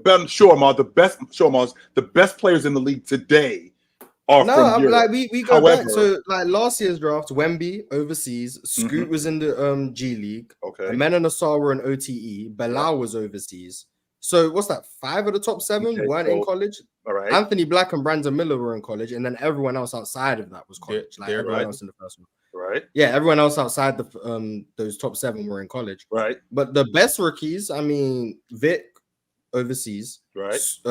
Scoot, G League, Amen, OTE, Asar OTE, Brandon Miller college, Derek Lively college. So you look at the best rookies, like it's a bit of a mixed bag. And then this year, Alex Sarr's overseas, Nikola Jokić is overseas, Risa Shea is overseas, and then you got and Ron Holland is in the G League, Buzelis is in the G League. College is producing Rob Dillingham and Reed Shepherd and meh. So the high-end talent is not in college, but it's more like the best prospects. They're not. It's more of a mixed bag. Now, throughout the whole draft, yeah, it's majority college.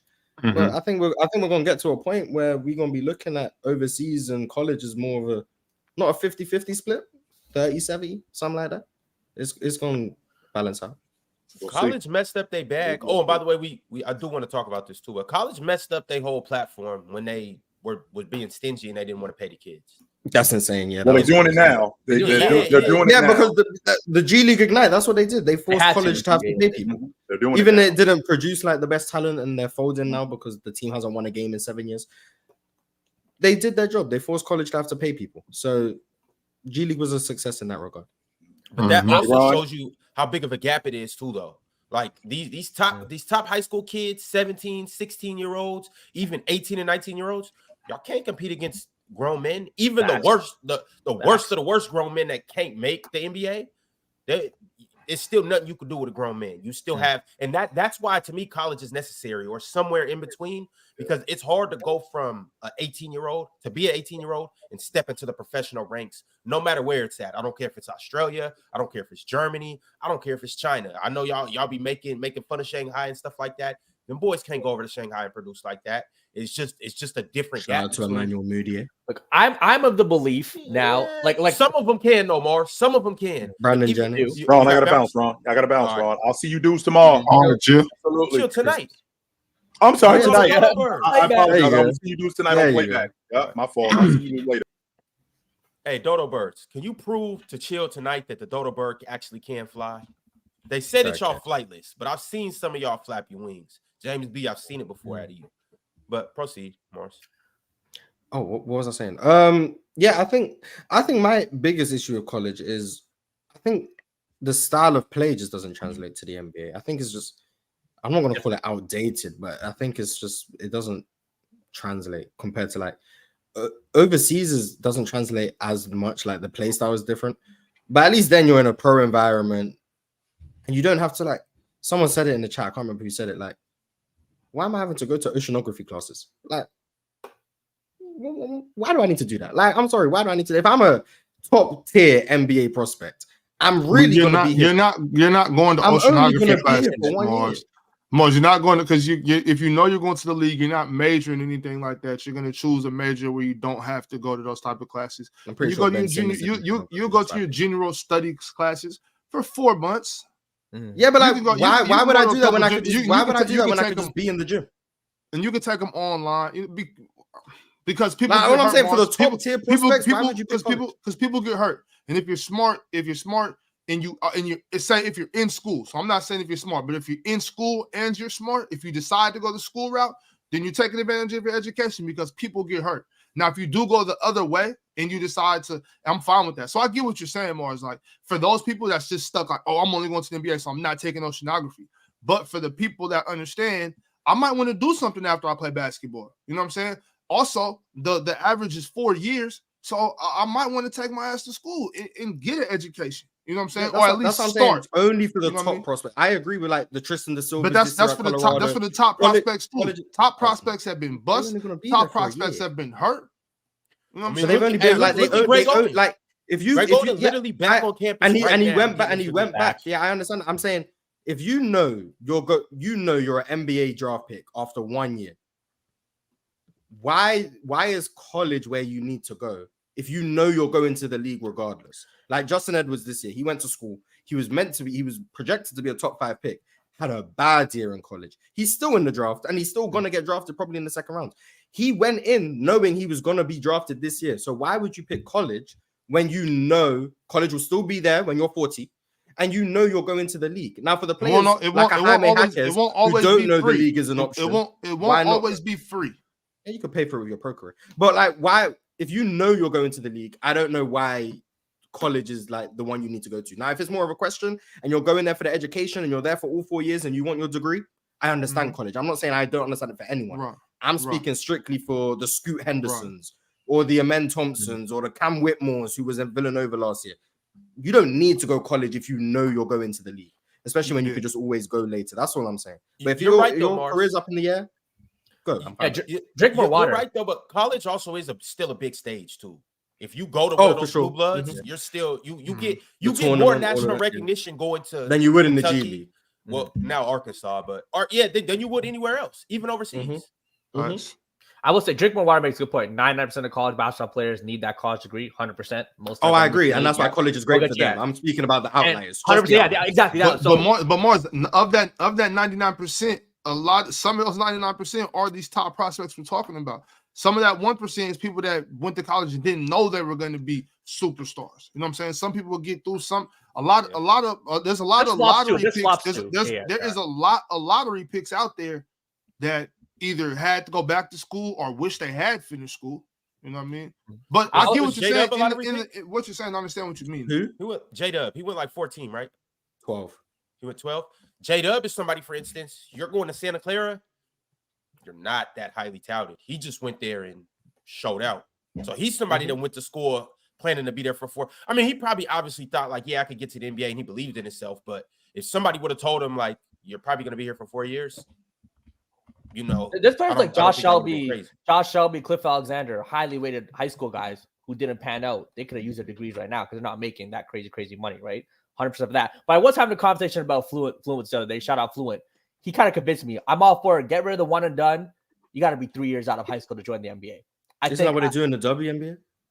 Yeah, I think WNBA, they do the college football, right? College football, because football, you got to grow into your man body. Yeah, that makes sense. I also think it kind of helps the NBA because, one, we see with the WNBA, these players actually get to kind of develop brands, personalities, rivalries. We saw what Magic and Bird, what they were able to do, Caitlin and Angel Reese, what they were able to do. People were able to really kind of connect with them because they were in college for a couple of years.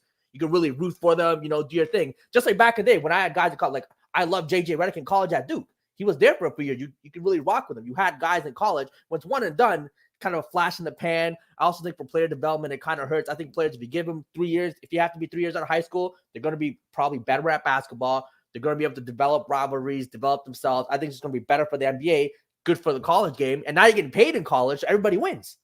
You say 3 years in college, they're not going. The top guys, they're not going. And they can do 3 years in Europe then. What do they want to do? I think it'll be better. I think they'll most. Wait, so you're saying you have to come in at 21? You have to come in 3 years out of high He's school. trying to save Bron's legacy. That's crazy. I see it. He's trying to save Bron's legacy. No, you don't want no one catching the record. Good for basketball. You don't want no one catching the record. Good for the NBA. Good for college. It's just good for the game. I'm telling you. Jalen, I get what you're saying, and I like it to a certain extent. But then it's guys like Paulo, for instance, last year. Guys Zion like could have came in out of high school. Yeah, it's certain guys that it's like. Yeah, so certain guys. Do we have the exception? Do we have player exceptions? No, you can't. Then how do we determine because you don't. Yeah, you don't know. Because we would have thought like Wemby. If you told Wemby you had to wait till 21, we're just wasting everyone's time. So I think some player exceptions where maybe the owners or GMs all vote this guy's ready for the league. They do this in minor league hockey. You said that before, and I said no because, like I said. If you're not tanking, you're not about to vote for Wemby to be able to come in this year. Because if I ain't got the number one pick, no one gets it. He's gonna tank next year. So if there's no exception, I still think for the overall benefit of the NBA and the sport of basketball, I think having at least 3 years out of high school would benefit the game overall. I think that benefits college. 100% agree with Jalen. I think that benefits college, but then at the same time, after thinking more on it, I'm like, it's just gonna turn college into a bigger circus anyways. Now, I guess storylines. But you know how many kids we gonna see? But then what do you do about the transfer portal then? That's what I was just about to get into. You know how many of these 4-star prospects is probably still 5-star prospects. It'll still be some 5 stars that go and play 3 years in college. It'd be like, okay, I went to Kentucky, then I went to USC, and then I went and played for Ohio State. I think a lot of players just want to stay in one school. We saw a lot of great teams, a lot of great rivalries build up, a lot of great matchups. And then Ticket gonna be mad at certain colleges talking about they stacking the deck, getting all these 5-star prospects. And would Zion and Paulo be on the same? No. Well, the transfer portal is weak anyway. The transfer portal they need to bring back the regulations to how it used to be. You know what I mean? Because like now it's ridiculous. So, yeah, there's that. I don't like the portal anyway. So yeah, to answer your question, Mars, we get rid of that. No, the portal is kind of fun. Throw the transfer portal out of there. I'll even go to the girls' side, for instance. USC and UCLA on the girls' side are stacked. And I can't wait to see it. I expect both of them to be in the Final Four. They both got, like, what's her name? Juju just loaded up. And Kiki Rice and Lauren Betts, they just loaded up and got, three players in there too at UCLA. So that's going to be fun on the girls' side. On the guys' side, I don't know too much. But, I mean, it's cool for storylines and stuff like that. But I don't know. It's kind of wishy-washy too, because I think it's an out for kids to not receive coaching and not be able to. How do you get to transfer twice? Because Haley Van Lith is transferred twice, right? She went from Louisville to LSU. Yeah, that's crazy. I don't think it's a limit. It's not a limit. That's weird to me. Like, how do you get to do that? Used to be you'd have to sit out a year. That's why I thought it was. When did that change? Yeah. Recently, like the last I think maybe you do right away. Yeah, you can play right away on the team. And some teams is needed though. Some coaches or teams don't utilize you properly or feel like you're not being put in position to succeed. That's fine. But if you're constantly moving, maybe that has to be a limit. You're only allowed one transfer in your college career. Well, Jalen, that's why you were supposed to take your visits. You know what I mean? Go through the whole recruiting process. You know what I mean, and make a best decision. When you were comfortable there, if you didn't like your playing time, you got better. Yeah. If you wanted to transfer, you could either go back down, play a year at JUCO or something, and then go back to another D1, or go and sit out, or whatever it may be, however you decided to do it. But it just stopped all the jumping around. Now, I wouldn't be mad if they loosened it up a little bit from what it used to be, and maybe gave you like those certain hardships were more more easier to come upon. But now it's just too crazy, bro. They could have just been a little less strict on it. But what they did was just open it up for a free for all. It's crazy. Yo, these kids go on, like your top player. Imagine you just coach the season of let's say I'm at Oregon University, for instance. I just coached the season. My top 3 scorers, one might be a double guy, another one might be my point guard. He might average 18 and 6 assists. Another one might be a shooting guard. My top 3 players will go on recruiting visits. They'll enter the transfer portal and go on recruiting visits to 4 or 5 schools for the whole summer. So now I'm on pins and needles as a coach because I'm like, I don't even know if this dude's coming back. We just had a good-ass successful season. I thought we connected. I thought we bonded. We got a good incoming recruiting class. We got some solid guys still here. But I don't even know what to do now. I don't even know who to go recruit. I don't know who I want to come in the transfer portal. I don't know what's going on because my top 3 guys I'm seeing them literally post pics on their Instagram at Florida University. They literally in Texas with Shaka. Well, Shaka's not in Texas no more, but they literally in Texas posting pictures in a Texas uniform, flashing a jersey. It's just it's weird right now. It's crazy. But man, shout out college. Shout out college. Chop 301 said, "Who's a better playmaker, Giannis or KD?" At the prime now. Yeah. Now it's probably. Is it Giannis now? KD in his prime, I'll take for sure. But I think it's Giannis now. I'm not mad at that. Rim pressure. Zay in the clutch. Shout out Zay in the clutch, man. Ain't heard from Zay in a minute, man. It's good to see you still around, brother. He said, how many systems can't KD hoop in? Is he in the same tier as Jokic and Luka offensively all time? I've been said Bill was the odd man out too mid. I think KD will do what he does anyway. But how good will the offense be is a different question. I think to maximize a team with KD as the best offensive player, you need an elite guard, like an elite playmaking guard. So Steph, James Harden, Russell Westbrook. I think that's how you maximize KD's skill set. But if you want just KD to play very well, he'll play very well any system.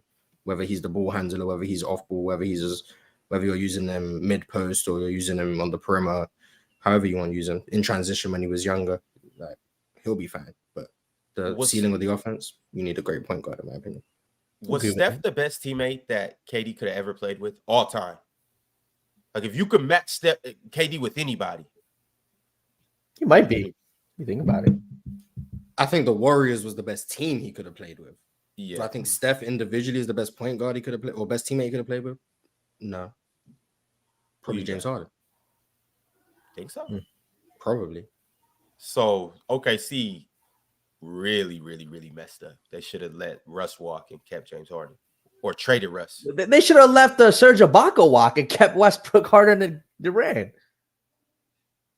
That's what they did. Maybe it is Steph. Maybe.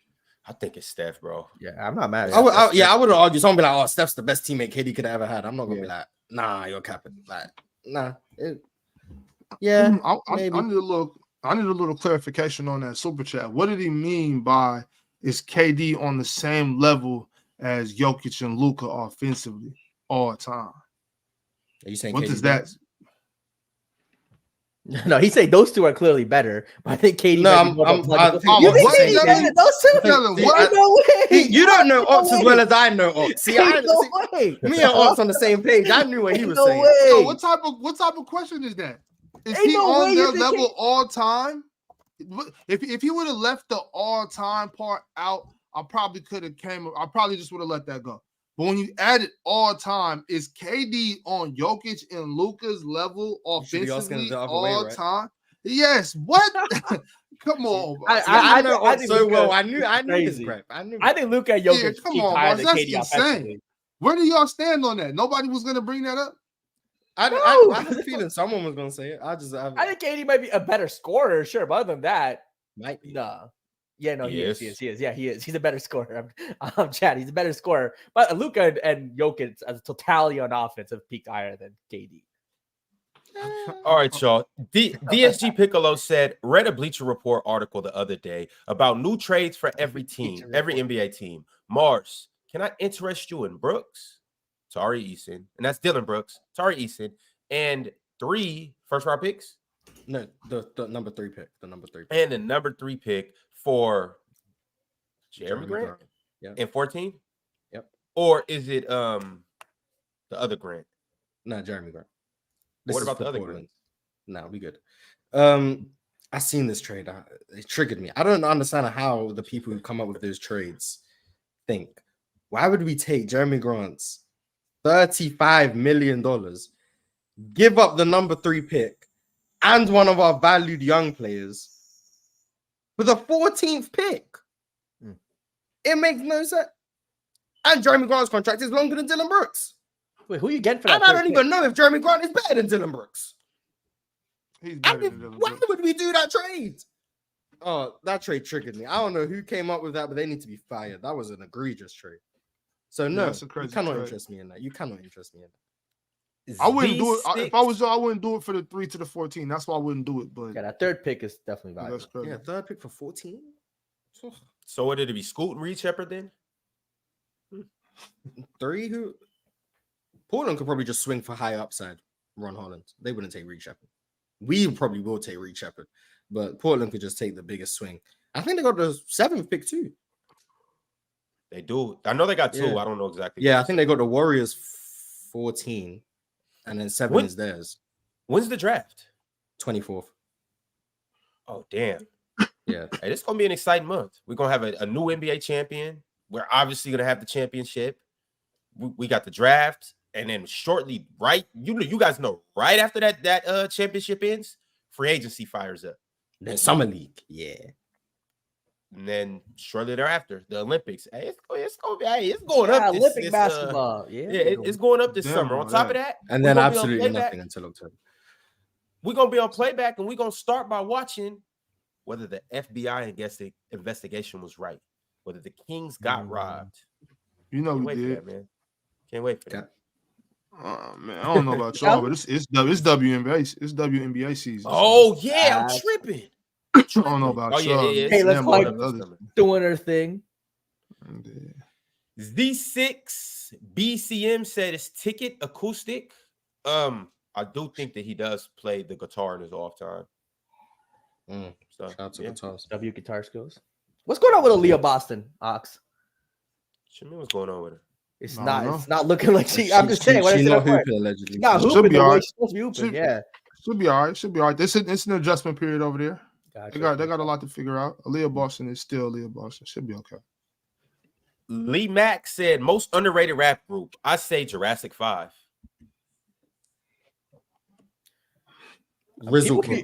People be forgetting Public Enemy. The most underrated rap group is probably Wu-Tang. I mean, I thought people have them as their GOAT. People do, but I think they're still underrated. All right. The one said, is this Mavs better than the Warriors team in 22? No. The Warriors. No. Did you see that Steph Curry in 2022? When he played the Mavs and Kevon Looney should have been the conference finals MVP? Yeah, I seen it. But we're talking about this Mavs and we're talking about that Steph Curry. I think they're very similar. I think they're very similar. Yeah, but that Steph Curry played against that Mavs and Kevon Looney should have been conference finals MVP. All right, that's cool. That's cool. We can agree on that. The question should be: did you see that Kevon Looney? No, because did you see what Steph did in the finals? But that wasn't against the Mavs. Did Luka outplay Steph? It's not about those. We're talking about these Mavs. The Warriors beat the Mavs, so it's about the matchup of the Mavs. It's not about what he could do to Boston when they play drop coverage, because the Mavs ain't playing drop coverage. So did you see Kevon Looney? What's Kevon Looney doing to Derek Lively and Daniel Gafford? That's the question. 26. What is Steph Curry doing to them? Draymond tips the scale. Oh, fuck right, yeah. Be out for the series. Luka destroyed Steph in that series. It wasn't even close about who was better that series. What 32-9? What? Steph had a kind of a.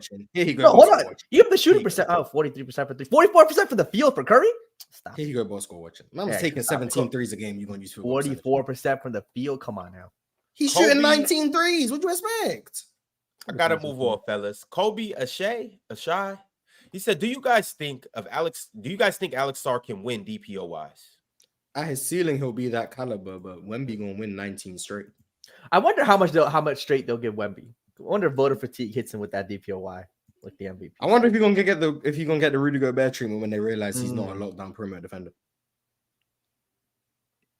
Mike said Tatum will fold in the finals. Wolves in 6. Wolves in 6. He knows. Shout out to Mike. Shout out to Mike. It's over with tonight. The coronation of Luka has started, man. It's over tonight. War V Room said maybe the Suns just think Bronny is a good prospect. I doubt an NBA team thinks that, but maybe they do. I'm not in this guy on the pundit. Mad Max Sports Talk said can't go work out because you got an 8 a.m. chemistry class. I guarantee you 90% of people play Division I basketball aren't taking chemistry class. They're not. Yeah, you get the point, man. But I mean, why would you rather be in the gym instead of learning about ionic bonds? Like, come on, man. Hey, it's always good to do some brain exercises in class. Yeah, come on, man. And last but not least, Joseph S said the Mavs 2-0 when Chill's on playback. He got to clutch up. Love to see it. That's why I don't take Mavs games no more, because I took one Mavs game and Dante Exum hit a game tying shot and Luka Dončić made a scoop shot from 20 feet. So I'm not doing that. Wolves in 7. All right, before we get up out of here, I want to say like the stream on the way out. Open Gym is next. Tap into playback later tonight so you can watch the game with Chill. And last but not least, shout out to all the Rafis Kakulatises in the chat, man. And Ron, from the logo tonight, 6 p.m. on YouTube. He keep forgetting. Rightfully so. Crazy. El panel on that show. Jalen, my bad, bro. I'll be forgetting about the best show on the Players' Choice platform. It even I'll see you guys on Open Gym. Hey, it really clears the panel for real. Talk about it. Like, hey, Ron, set it up, man. The panel versus from the logo, man. Set it up. They don't want that.